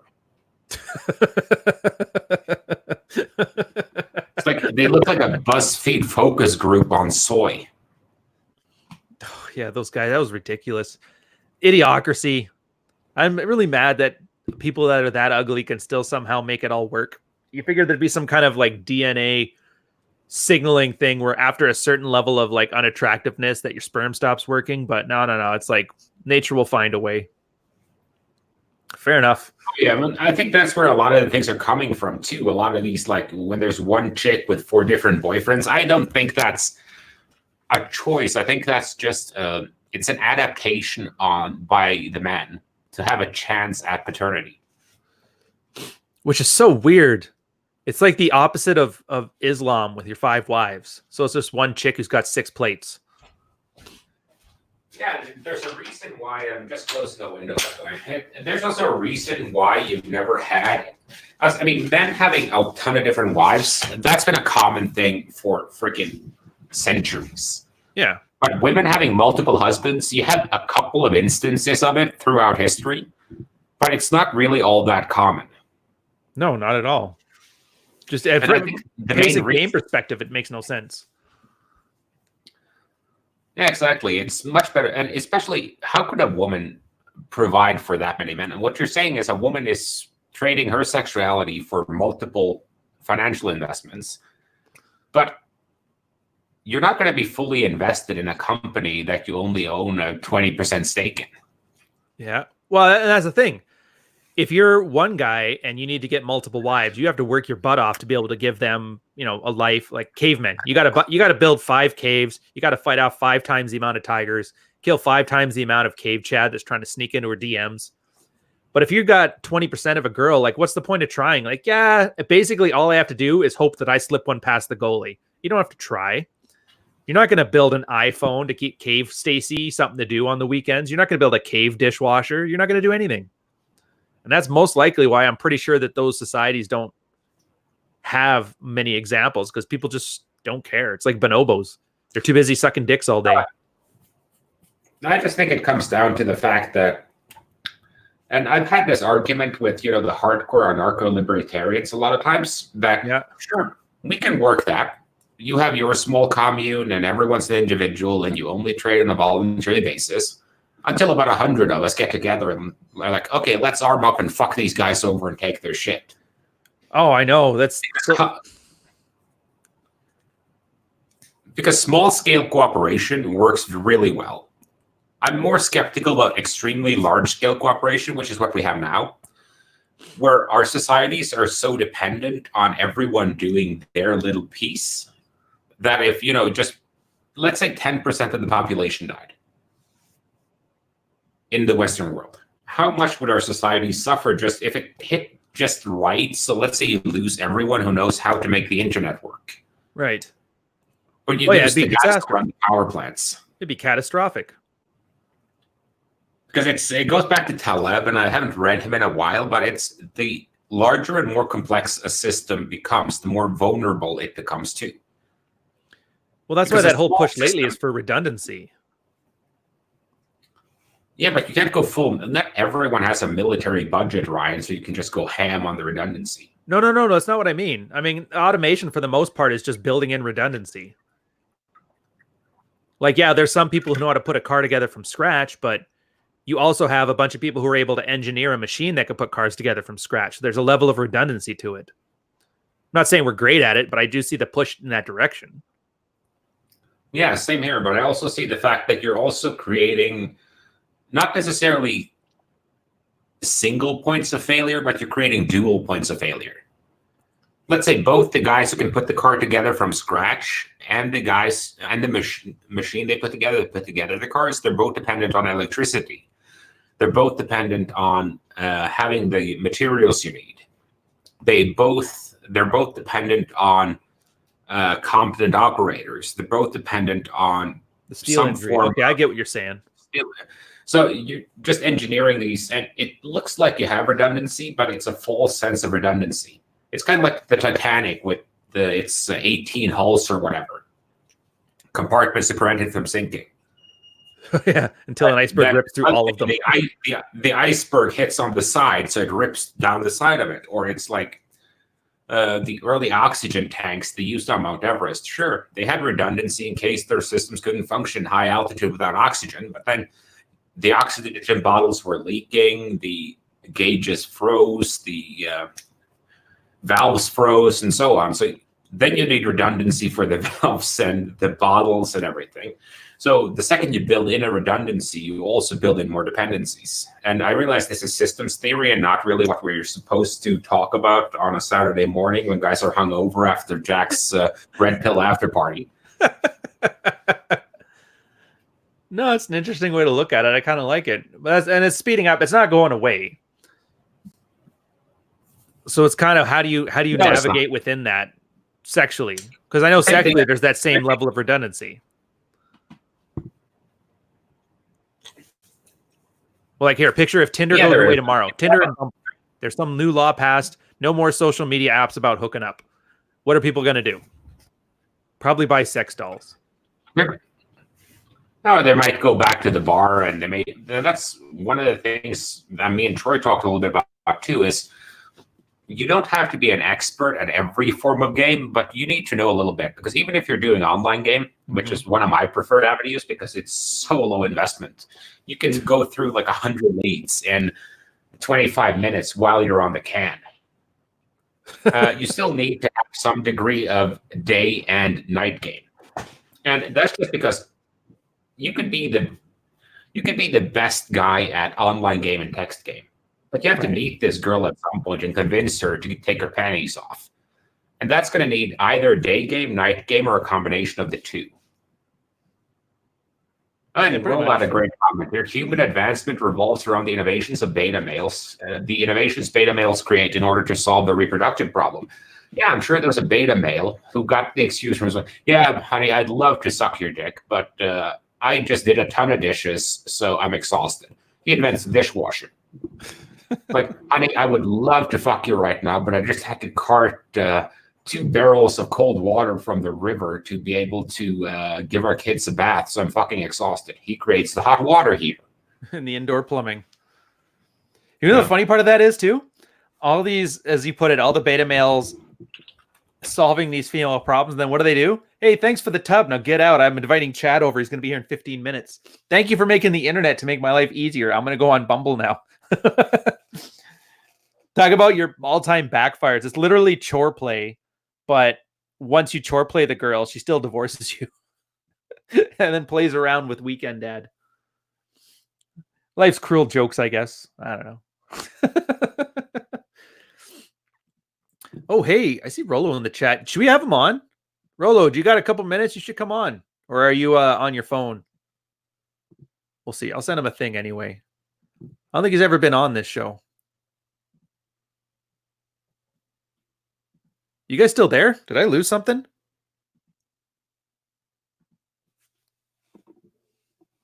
Hello? Yeah, you obviously don't read your chat because I said I needed to take a piss. But Oh, geez, I'm stupid. All right, Rolo can't make it. He's busy on this one. Yeah, and I don't because I'm busy looking at the live chat following these guys. Oh, yeah, Rolo's in Vegas. I keep forgetting about that. Oh, yeah. So if you guys don't know, Rule Zero is going to happen after this channel. I think it's just you, me, and Troy on this one. So it's going to be the complete Commonwealth Eurocentric all talk show about outrunning the bear, or not outrunning the bear, but outrunning your friend. So it's just what you were talking about before, how you don't have to be perfect. You just have to be better than your competition or slightly better than the average. yeah, and the good thing here is, the bad thing is you won't be able to do the normal drinking game where you take a drink whenever you hear the word hypergamy. So we're going to do another drinking game, and every time one of us cusses, you take a shot. Like that one. Well, Troy never cusses though. Troy never cusses though because he's like a well-mannered British guy. Dude, that posh accent, damn it. I can't believe he talks with such a filthy mouth when he's speaking the Queens like that.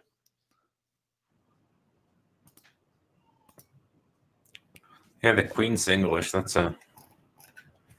There we go. So I had to go check private. It is good. Well, I had to ask because I'm not good at British accents. I know Cockney and I know the Queen's English for the most part, but everything else I'm kind of fuzzy on. So I always have to ask like, where that accent's from. Because typical Westerner, every time you hear a British accent, you assume it's like Masterpiece Theater level of gravitas. Until he's like, yeah, this is like a northern coal town accent, and I basically sound like a redneck from southern Kentucky in the middle of nowhere. And you're like, oh, fair enough.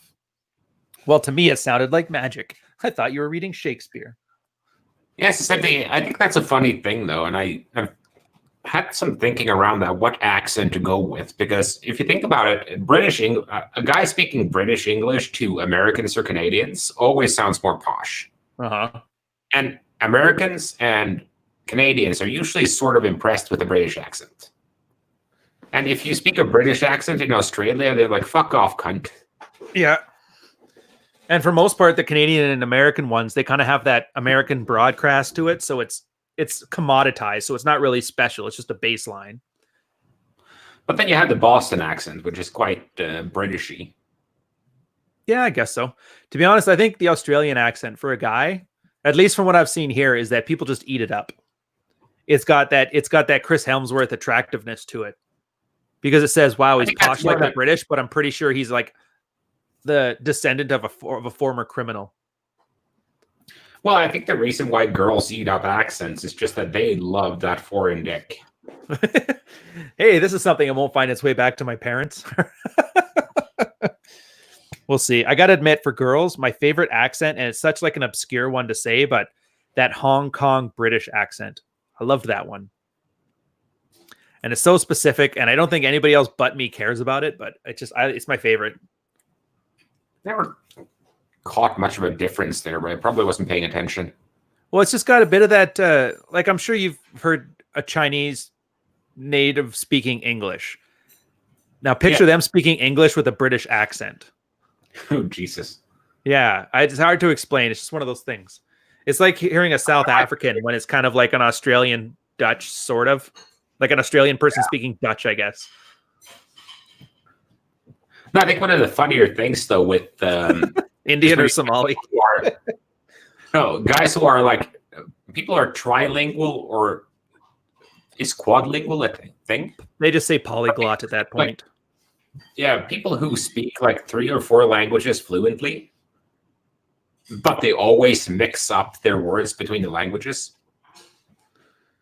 Dude, and the accent. My wife does that. She speaks 3 languages. She speaks French, English, and Spanish. So when she speaks French, she has a Spanish accent. When she speaks Spanish, it's with an English accent, and her English has no accent. It's just hilarious. Yeah, but funny thing, though, is when they're speaking with other people who can speak these same 3 languages, and they kind of mix up the words, so you can kind of get like 1/3 of the conversation.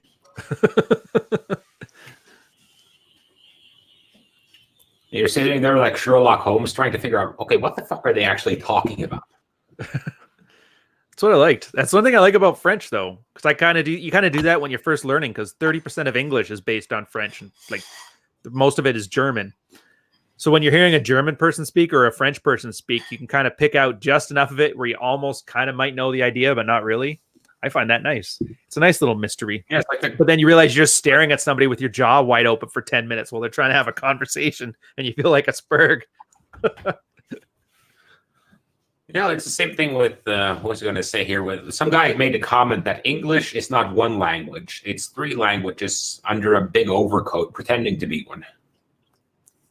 It's fair. Oh, there we go. Yeah, Thomas had it right. Stranglist. Sorry, what were you saying? No, I was just saying with English, it's just you have the base Anglo-Saxon, then you have all the French stuff from William the Conqueror. Mm-hmm. Then you have some German influence, and then you have the Gaelic, Celtic, and Scottish influences, and then you have the Norse influences. Yeah, pretty much a hodgepodge of everything. Yeah, and you get these adaptations, and it's kind of interesting to see how different cultures approach integrating new words. Like the French, they will always invent their own word for shit. Yeah, well, they have an academy. There's an actual board of people who decide when new French words come out.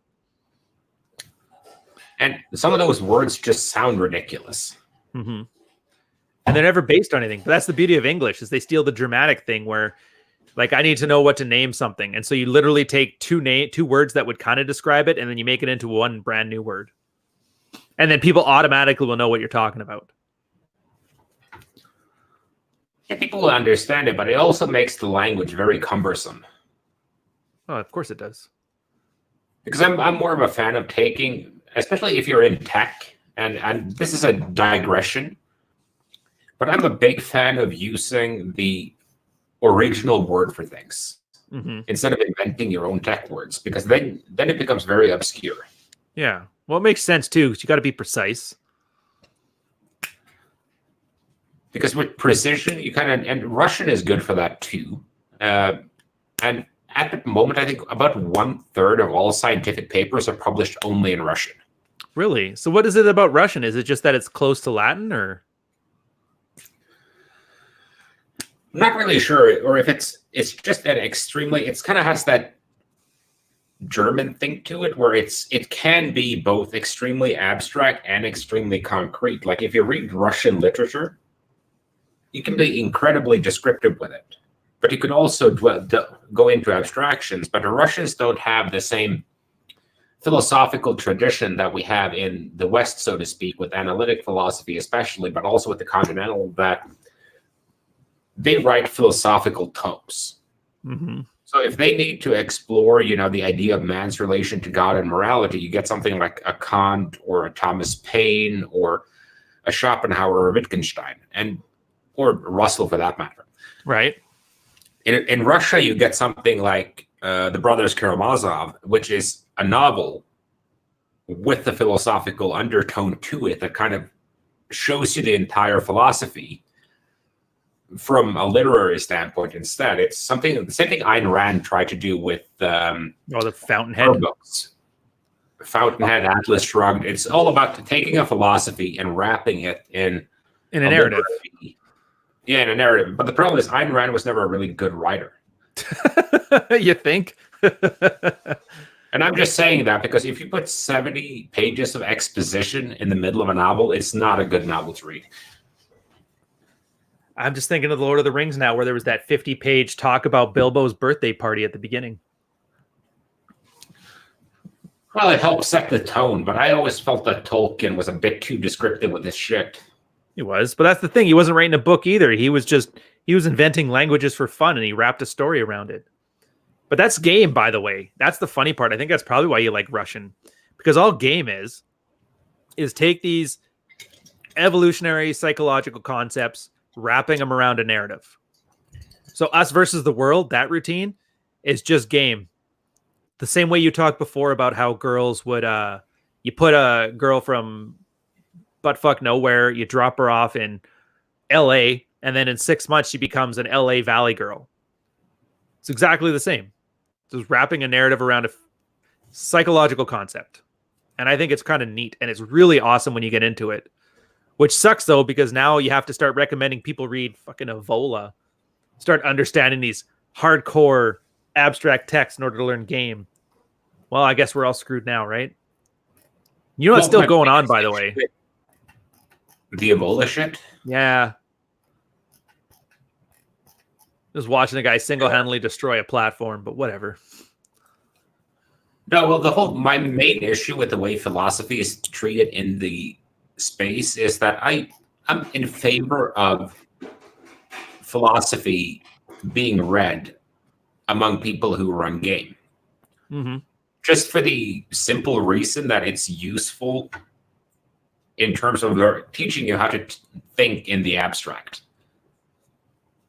But the negative thing is, if you're not familiar with because philosophy is like building a house. You build from foundations and the house gets taller and taller. Right. So if you jump straight into Evola and you've never read any of the people who influenced him, you've never read any of the people who influenced them, all going back 2,000-3,000 years, you kind of get a snapshot into. It's like reading the 50 pages in the middle of the third Lord of the Rings book. Yeah, you kind of missed some context on that one. Yeah, it's not like a Days of Our Lives episode where you can catch one episode a year for 10 years and you're caught up on everything. And especially Kant was real subtle with this shit because he read everything that preceded him. And same thing with Nietzsche. So they have a lot of references that you won't catch and a lot of concepts they use that you won't understand unless you've read some of the basic material. I can see that. But that's the annoying, and this is the other part that's annoying too. I'm going to jump onto your frame house building analogy here. You're watching a guy, if he really needs to build his own house, his house being symbolic of his life, and he starts reading some random, let's say, just use Evola here as the example again. You're going to have a guy who's reading about how to wire electricity. Meanwhile, he has no idea how to lay the cement slab on his floor to even get started. So you end up with a bunch of guys running around with live electric wires, wondering why you're not doing it with them. Meanwhile, nobody's going to come over to his house to have sex with him because he doesn't have a cement slab on his floor yet or any shingles to go up on the roof. So it's just raining while he's running around with wiring. Yeah, plus electroplay is fun, but not with live wires. Children with dynamite, man. And that's the ridiculous part, because I think it ties in with what you were talking about with authenticity. Obviously, guys want to have some authentic self because I'm sure there's a whole bunch of reasons we can get into it if we want to, but we're running low on time here.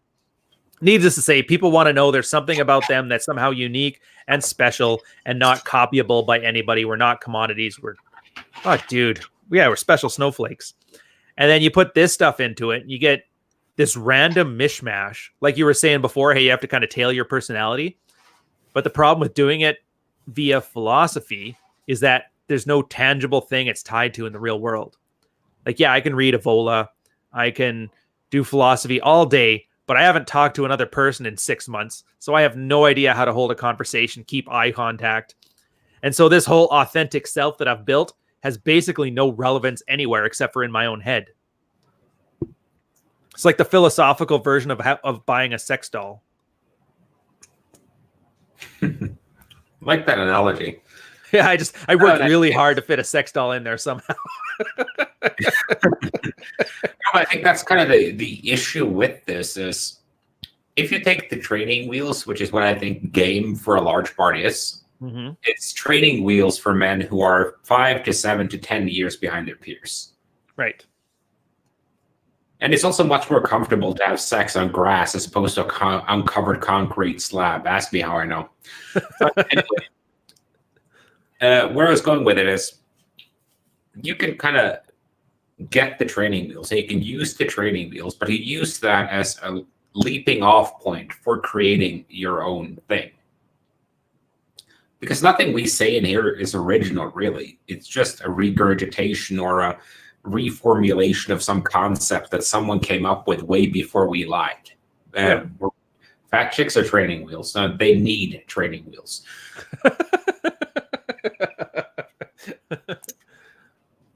I don't know. If I haven't ridden a bike in 3 weeks, I don't need to ride a bike with training wheels and hide it from my friends to get back in the game. But sure, we'll go with that.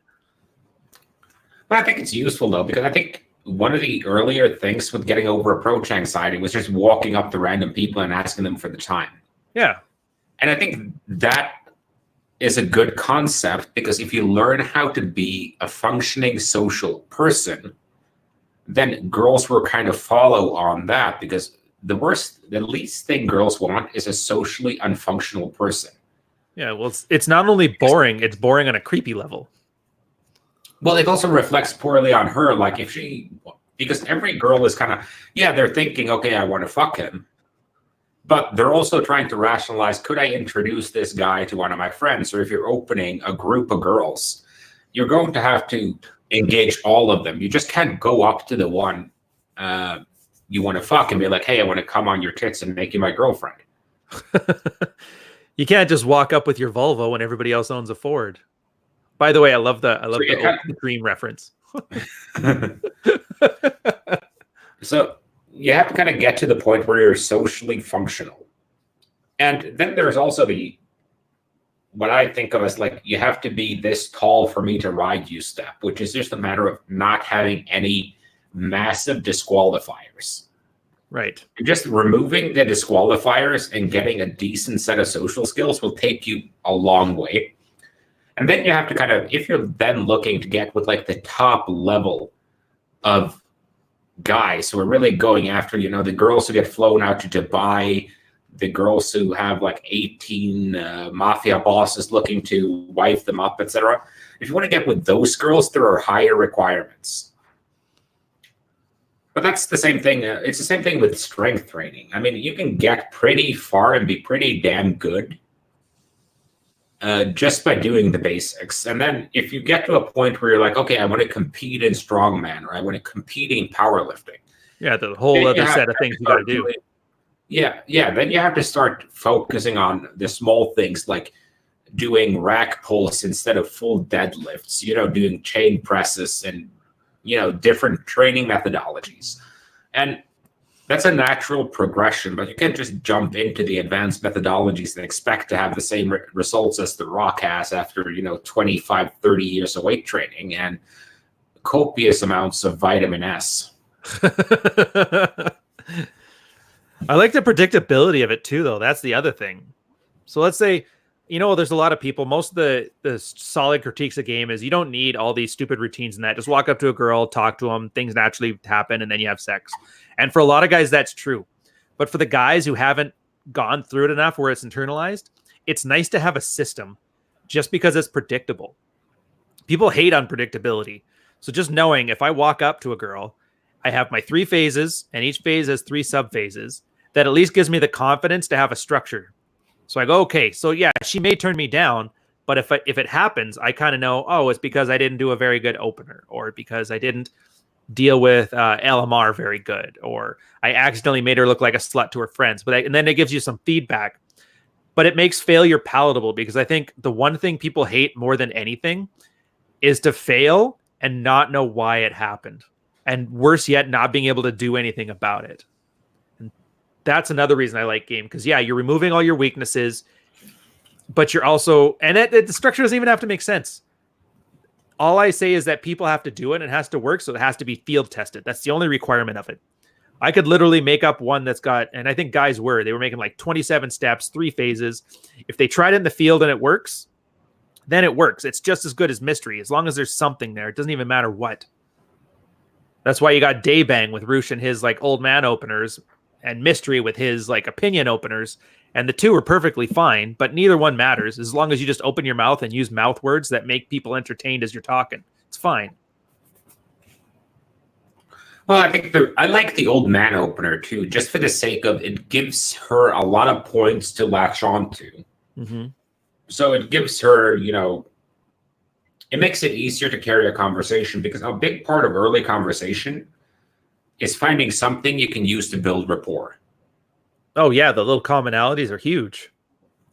And that's the same thing with guys, too. Like, if you find out that you're both into whiskey, or both of you like snowmobiling, or both of you like to do whatever, Could be anything. Then you have a commonality and you have a topic you can share, and they can build on that topic. And once you're building on that topic, you'll kind of pick up on other topics that you have in common, and you can build on those. And you get these conversational threads that you can kind of pull on. Like if you're with a girl, you can kind of pull on something to sexualize more, pull on something else to desexualize. You can pull on a third thread to kind of to bouncers. So you kind of get this big web in your head of different threads that are going on in the conversation that you can all leverage towards where you want to go with it. If only we had a 2-hour example of where people were talking about how they got injured in their 20s, transmitting onto different languages, from there on to different types of whiskey, and then on to continental philosophy. If only we had that example. No, I think this is an interesting thing to just do this without a topic, because it kind of puts it on us to actually carry on a human conversation. Yeah. And you can tell, like, there's points where I feel like a little bit awkward, where I'm maybe fighting for something. Other times where we just flow. The topic goes where it goes. We eventually, I like having, because I think it was you that first got us onto having themes instead of topics. So eventually we have a theme to anchor us. So if we start going way off and talking about how they're turning the frogs gay, we can go, all right, back to the topic of sleeping with your wife. Anyway, but it's good.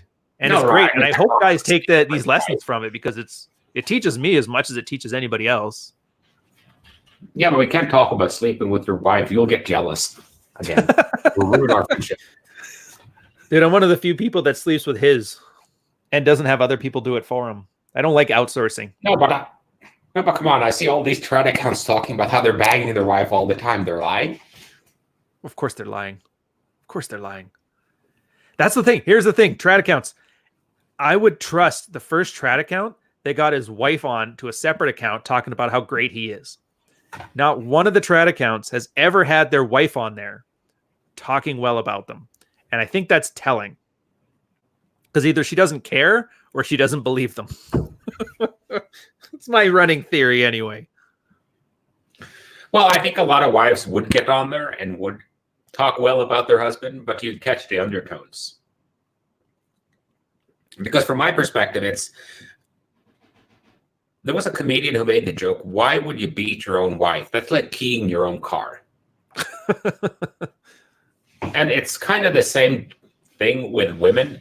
If they go on there and be like, no, our marriage is shit. We haven't had sex in 7 months. He doesn't pay the bills. He spends all day out in his shed drinking Crown Royal. That would reflect poorly on her.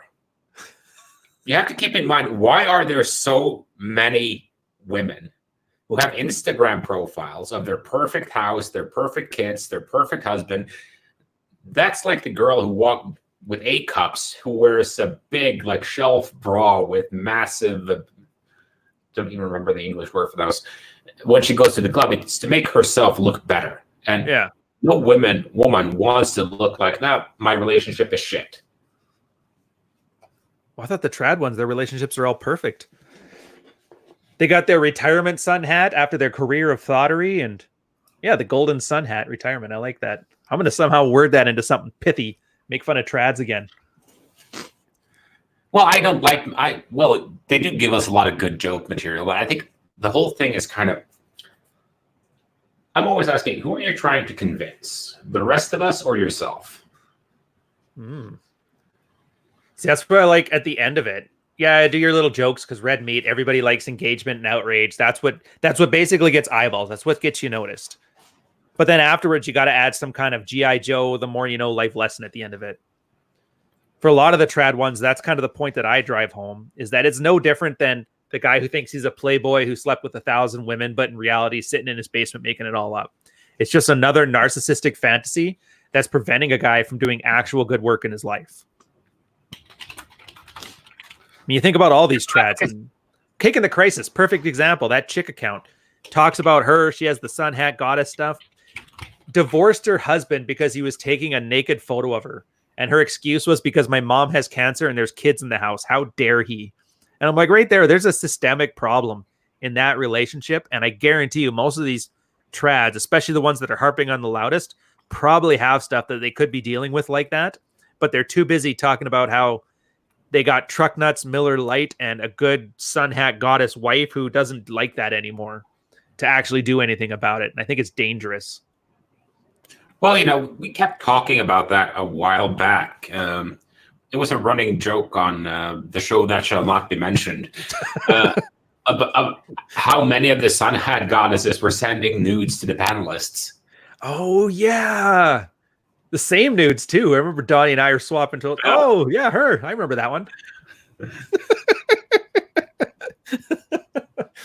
You know what that reminds me of? I hate to cut you off, but it was a great story. I'm sitting in fleet school, and I have to do part of my job at the time was doing security clearances. So I have to go through a guy's 10-year of his life, write down everything so that way he can get it off to CSIS and they can offer him his top secret, whatever. So this one guy we're going through it with, one of my students, and he puts his wife's name on there. And I recognize the name. I'm like, oh, dude, I used to date a girl who had a name like that because it's a very unique one. So one of those French ones that they just don't have in Victoria. I used to have a girl I dated that was like that. And then one of the other instructors, we're in a big bullpen of like 20 of us. Oh, yeah, I remember her. She was awesome. And then everybody, like 5 or 6 guys talking about how much fun she was to hang out and party with. And then the student, he's just sitting there. And I feel so bad about this because he kind of just chimed up really quietly. He's like, yeah, that's my wife. And then the whole room just got silent. And the best part was one of the other students was waiting outside in the hall and they overheard all this. So naturally, the entire class, I guess every time I left the room, the guys would look over. He's like, so how does it feel to know your instructor banged your wife? These guys were just savage. And I felt so bad because she was a bit of a train wreck. She was the BPD chick. She was also a single mom. And we had our course party. It was at a strip club. And I remember running into her. She showed up, very awkwardly tried to get out of there. I didn't recognize her at first because she'd gained 40 pounds, which, by the way, if you're going to get a boob job done, don't gain a bunch of weight. It's a huge waste of technology. And then I kind of looked over at him as I looked over at her, and I realized, like, this is literally saving the best. I didn't know what that article was at the time, but this is saving the best personified from that Rolo article. And that's the reason why I love reading that one, because I'm like, I've seen it. I think everyone has seen that article. I think that's why it's such a great article, because I think everyone has either experienced it or seen it. Because everyone has a friend who kind of ended up with, the girl who was known as to be the town bike. Mm-hmm. But he doesn't know. And then he kind of finds out. Dies. Yeah, he kind of starts discovering it after a while. And it's always kind of sad because it's kind of false advertising. Because he was sold on, and I think that's why I dislike the whole sun hat shit. Mm-hmm. Because they're taking advantage of idealistic and naive men who don't know any better. Pretty much. And I'm not quite as hard on it. I think having social media in this day and age, it's a part of our lives in the same way as having a phone or a fridge. But at the same time, if your girl spends, 20 hours a day on social media, then there's probably something going on there. Especially as a content creator. It's a balance thing. You have to keep in mind, with these, I was thinking, would I be comfortable, LTRing up someone who was a Twitch thought or a thirst farmer or something like that? And probably not. I wouldn't be comfortable wifing anyone up, but that's a different discussion. But it's something you play with, but you don't buy. It's like renting a video game. It's like an apartment on top of a bar. You don't buy it, you rent it. Well, that's the thing. And it's with the honesty I could see, because I see a lot of porn star couples or military service couples, like sailors, or they sleep with everybody. But then 2 sailors get together, get married. Maybe one deploys, the other one cheats. They both, it's got an honesty to it. If you're some Twitch thought and then you end up marrying some version of Ninja or getting together with a Ninja guy, and he kind of knows you're a thought and he gets the best thought treatment, that's fine. It's when that same Twitch thought type girl pretends that she's anything but. Because I could see that poor bastard. Maybe the pastor married the porn star. And if he's getting porn star sex and he's thinking he's making a good woman out of her, that's fine. But that's the problem, is he gets prudish sex. He gets missionary once every 3 months. So he doesn't even get the benefit of the extra slutty girl or I can't even think, the virtue of like that chaste Madonna virgin. He's really getting the worst of both worlds. An honest slut, I don't mind. An honest slut's honest. Good for her. She finds a guy who's like, whatever, she's my slut right now. And that's why I remember that one line from Rolo's post. It's, I married a slut who fucks like a prude. Yeah. And I think if that guy had been aware, okay, I'm marrying a slut who fucks like a slut, he would have been fine with it. Yep. If he married a prude who fucked like a prude, he'd be fine with it. What he hates is the idea that he's getting the shitty treatment. And then it's very easy to start blaming bad boys or players or whatever you want for ruining her. I remember that old tweet. What happened? You didn't ruin her. Nobody ruined her. It's just who she is. And it's a lack of realism. Yeah. And a lack of discernment. It's like if you have some cheap boxed wine that costs $2 at a Walmart, and that's the only wine you've ever had, that's going to be pretty good wine for you. If you just finished drinking Chateau Rothschild 1926 the night before, it's going to be swill. Same thing, if you've only had Bud Light your entire life, that's all you've been drinking, that's going to taste pretty good to you because you lack the frame of reference. And I think that's the major thing with dating around for a while, seeing different girls, having sex with different girls. It builds a stronger frame of reference. It's something you do when you do research, you do a literature study beforehand, where you kind of figure out everything everyone has ever written on this topic before you. Yeah, so you're able to build on it. You have to read. Yeah, that, but also because sometimes you have to show that, okay, I'm aware that these people did this, but I'm not going to use that in my work. And I think it's the same thing with dating, is that once you build that strong frame of reference, you can kind of tell who's a slut, you can tell who's a prude, and you can kind of tell the ones that are hiding under the radar, because you usually get the most dirty sex from the girls that seem the most prudish on the surface. Yeah, but they'll have like those subtle tells that you got to catch on. You'd be shocked how many girls in niqabs are wearing Victoria's Secret under it. I was just talking about that. I had a consult call with a guy. He's in Saudi Arabia right now, and he's like, yeah, the same thing. Girls, giant burqas. Underneath it's all designer slutty shit. And they tend to be the worst too, or the best, I guess, depending on how you look at it, because they're so restricted all the time that once they have a chance to go wild, they just do. But I think, and Royce had an article on this where he said you have to sleep with at least 13 women before you even think about anything. I said it was 20. His was just because he says there's 13 different archetypes. You need them at least once. For me, I was thinking from like a psychological angle, because what is it? Disorders tend to be 3 standard deviations from the norm, if I'm correct. Is that about right? Yeah, something like that. Yeah, so that's under 5%, which means if you've dated 20 girls, you're fairly likely to have at least had one girl in that top 5% of crazy. So you're going to know what a crazy girl's like. You're going to know what a horrible introvert's like. You're generally going to have enough of a range. Like you said, not even about quality or what's good for me. Just, you know what's out there. You've tasted all the beers, so you know that I definitely don't like Bud Light. I'll definitely drink Budweiser if I can mix Clamato with it and have a clam eye. But if I have my choice, I'm going to be drinking probably Guinness all day. Then somebody lets you know that they use fish bladders to filter Guinness, and you're like, oh, there's something I didn't know about them. But you wouldn't have known that unless you've been drinking beer for 20 years. No, I think it's just healthy. And it's one of those things, one of my advices was avoid the extremes and just focus on being a well-rounded person. And I still think that holds true, because the more well-rounded you are, not as in fat, but as in personality, yeah, the more people you have a chance of actually having a good conversation with. Because the worst people you run into, girls and boys, are the ones who are one notes. They're either obsessed with one thing. And, all girls like talk shows, but if that's the only thing she'll talk about, or the only thing someone talks about is their kids, or, how they're into mountaineering, or how they're into advanced mathematics, or how they're into video games, etc., that becomes a very boring conversation for the other party because there's no way to coax them. It's essentially what you get when you're talking with people who are on the autism spectrum, because they're often very focused on one thing. Yeah. Overly literal about it. Don't catch any nuances. You can't even have like a subtext.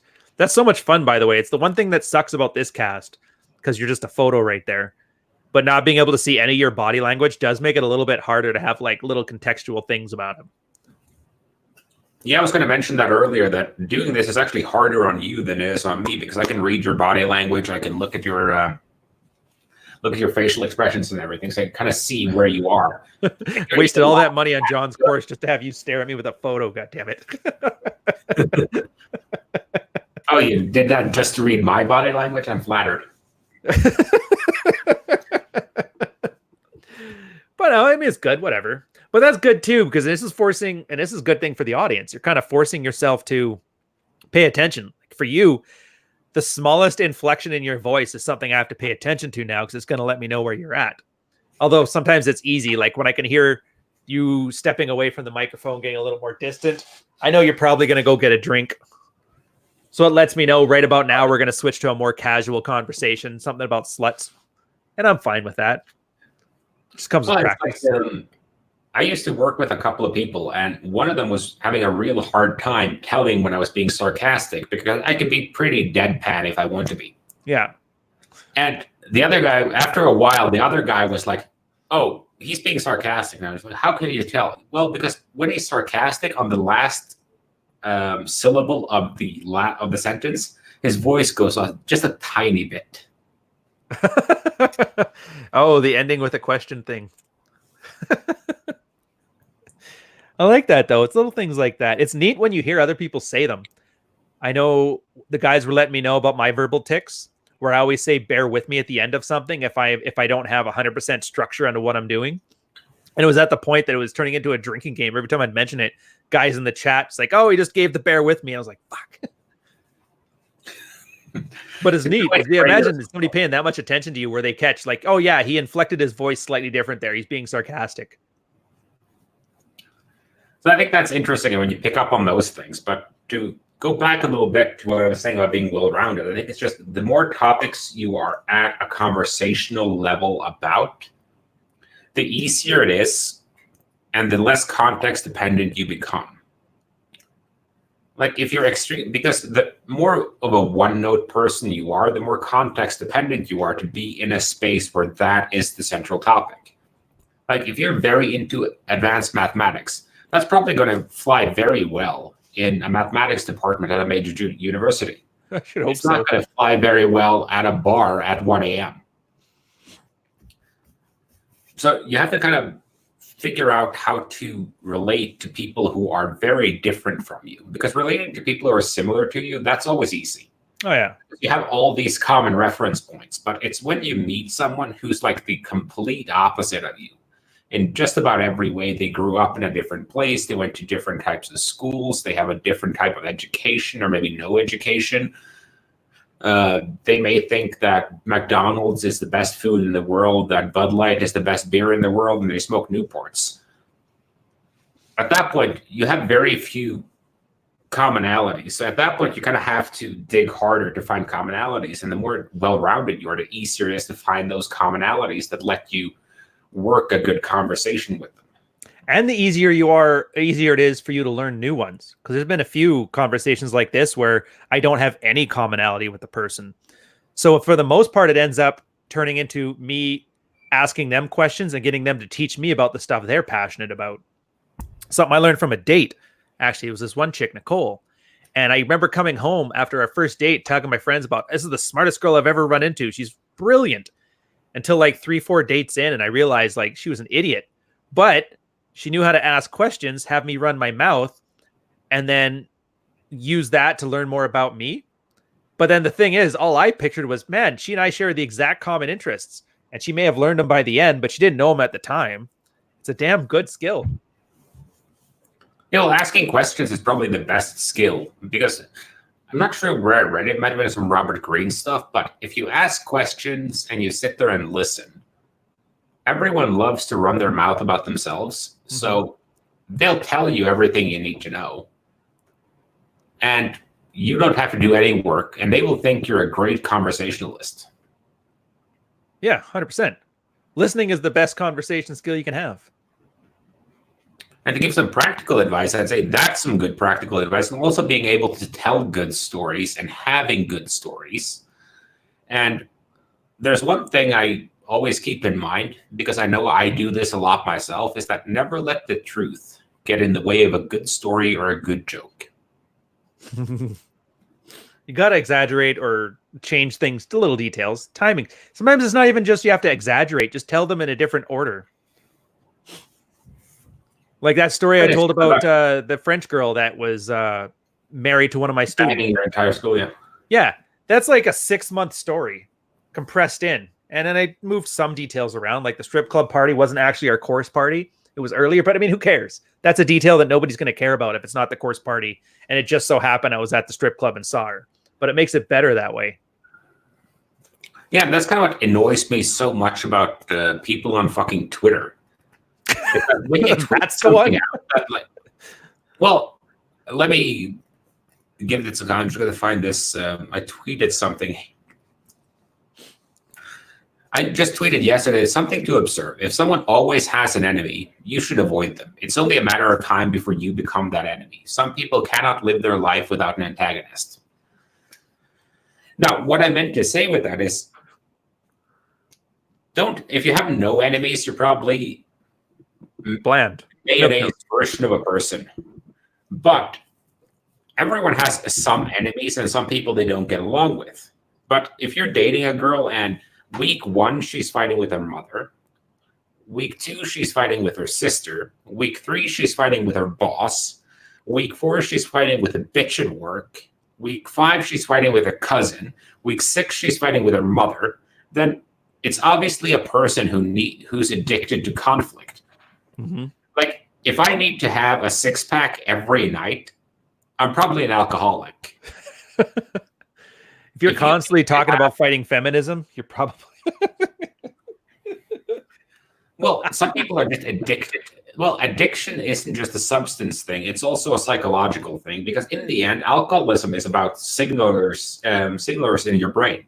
In the same way that nicotine addiction is, in the same way that food addiction is, in the same way that sex addiction is.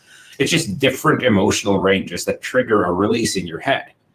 And it's fine if you want to have conflict, but I prefer to treat drama like a vampire. You never invite it in. And that's something I stole from Black Dragon. It's actually the best advice I've ever gleaned from his blog, is the fact that you choose to invite drama into your life. It doesn't knock the door down. Yeah. So, and sometimes you have to accept some drama. Like if it's a person in your near family or a good friend that's embroiled in some drama, you'll occasionally need to be supportive and to be their friend or whatever.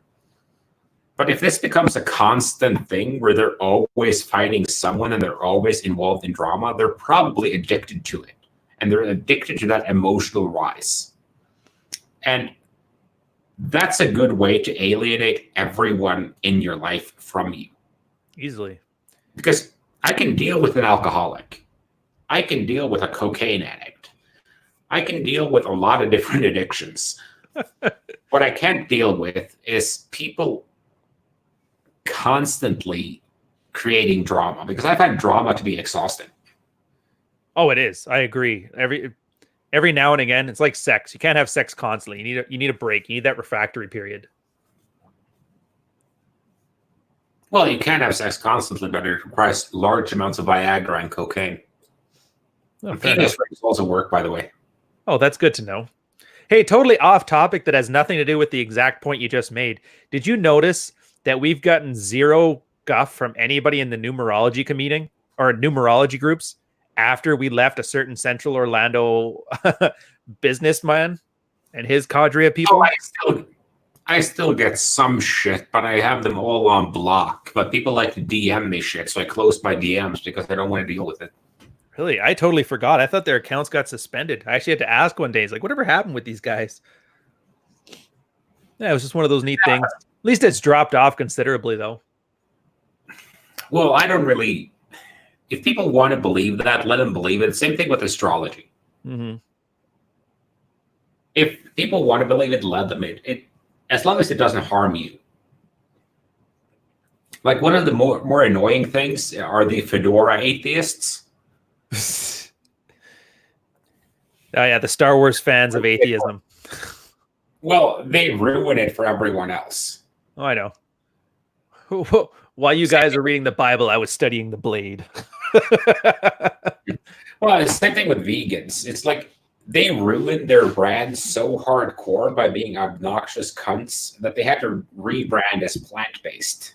Mm-hmm. Speaking of which, totally something that has nothing to do with what you're talking about. We really got to come up with a better name for this space because the manosphere is ridiculous and completely soiled.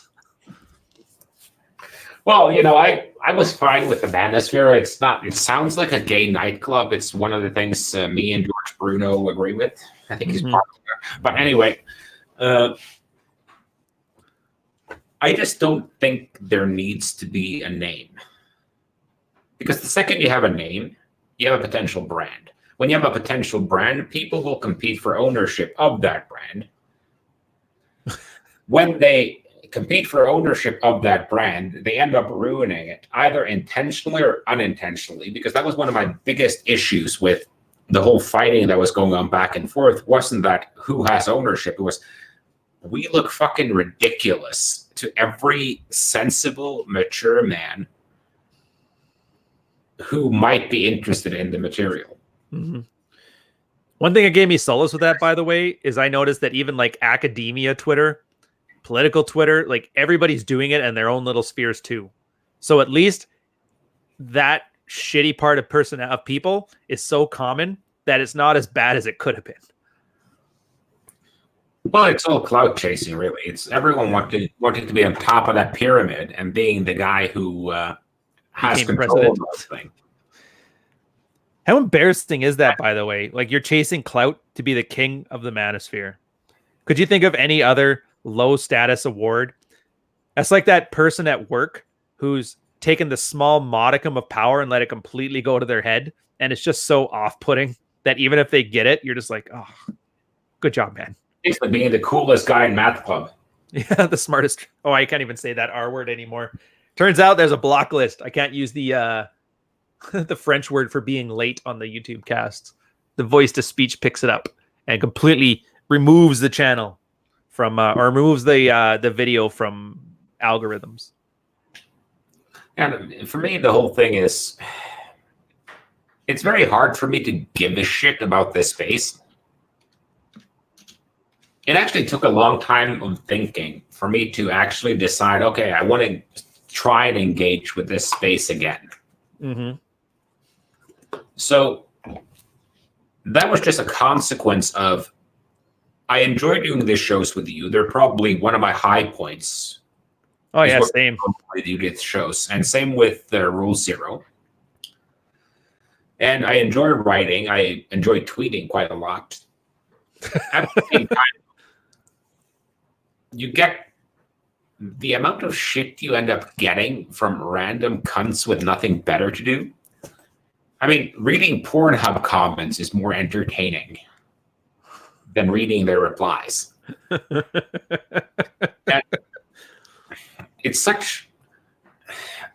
I'm tempted, to steal a phrasing from Greg Giraldo that I love. I'm just wondering what the next group of lowbrow dipshits that'll make me want to kill myself are going to pop up next. That's a good question. Leave your comments in the chat, by the way. Who do you think is going to be the next one? And it's just so, like, if you want to be a trad dude, for fuck's sake, get off Twitter and go chop wood somewhere. Or go deal with your family. I'm not going to believe that you're the consummate hardworking family man if you're on Twitter arguing with Brother Morpheus for 12 hours every day. Those are 12 hours you could have spent with your family or creating content. I'm not going to believe you're a good trad dude if one article is how to be a moral upstanding man, and your next article is how to anal fuck your wife. I'm not going to believe you if you talk about how to have normal, wholesome sex, how not to have your sexual horizon destroyed by modern pornography, and your next article is about how to choke a bitch. Oh, yes, the good old porn thing.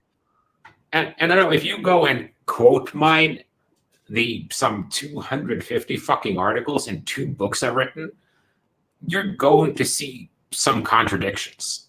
Because I've changed my mind. I've vacillated on perspectives. And I've occasionally thought differently because I'm a fucking human being. I get new information, so I changed my mind. And to paraphrase Keynes, what do you do, sir? Sometimes you mature a little bit and you start to see things a bit differently. Sometimes you have to be able to have 2 things in your head at once where, okay, if I was pragmatically doing this, here is what I would do. If I didn't have to give a shit about anything, just the results, here's the plan. And the other is, okay, I actually don't want to kill myself in the process. Because, like, well, think about it. You want to maintain, well, let's say you want to maintain and cut weight. You can cut 500 calories a day on average. You can do that as a straight 500 calorie cut. You can do it with 1 fasting day. You can do that with, what's it called? Undulating calorie deficits. Or you can do just a straight 1,000 deficit for half the time. Yeah. And the problem with that is you have to find the one that works for you. I know guys who can eat chicken breast and broccoli for dinner 7 months in a row. If I had chicken breast and broccoli for dinner 2 days in a row, I'd be ready to jump off the fucking balcony.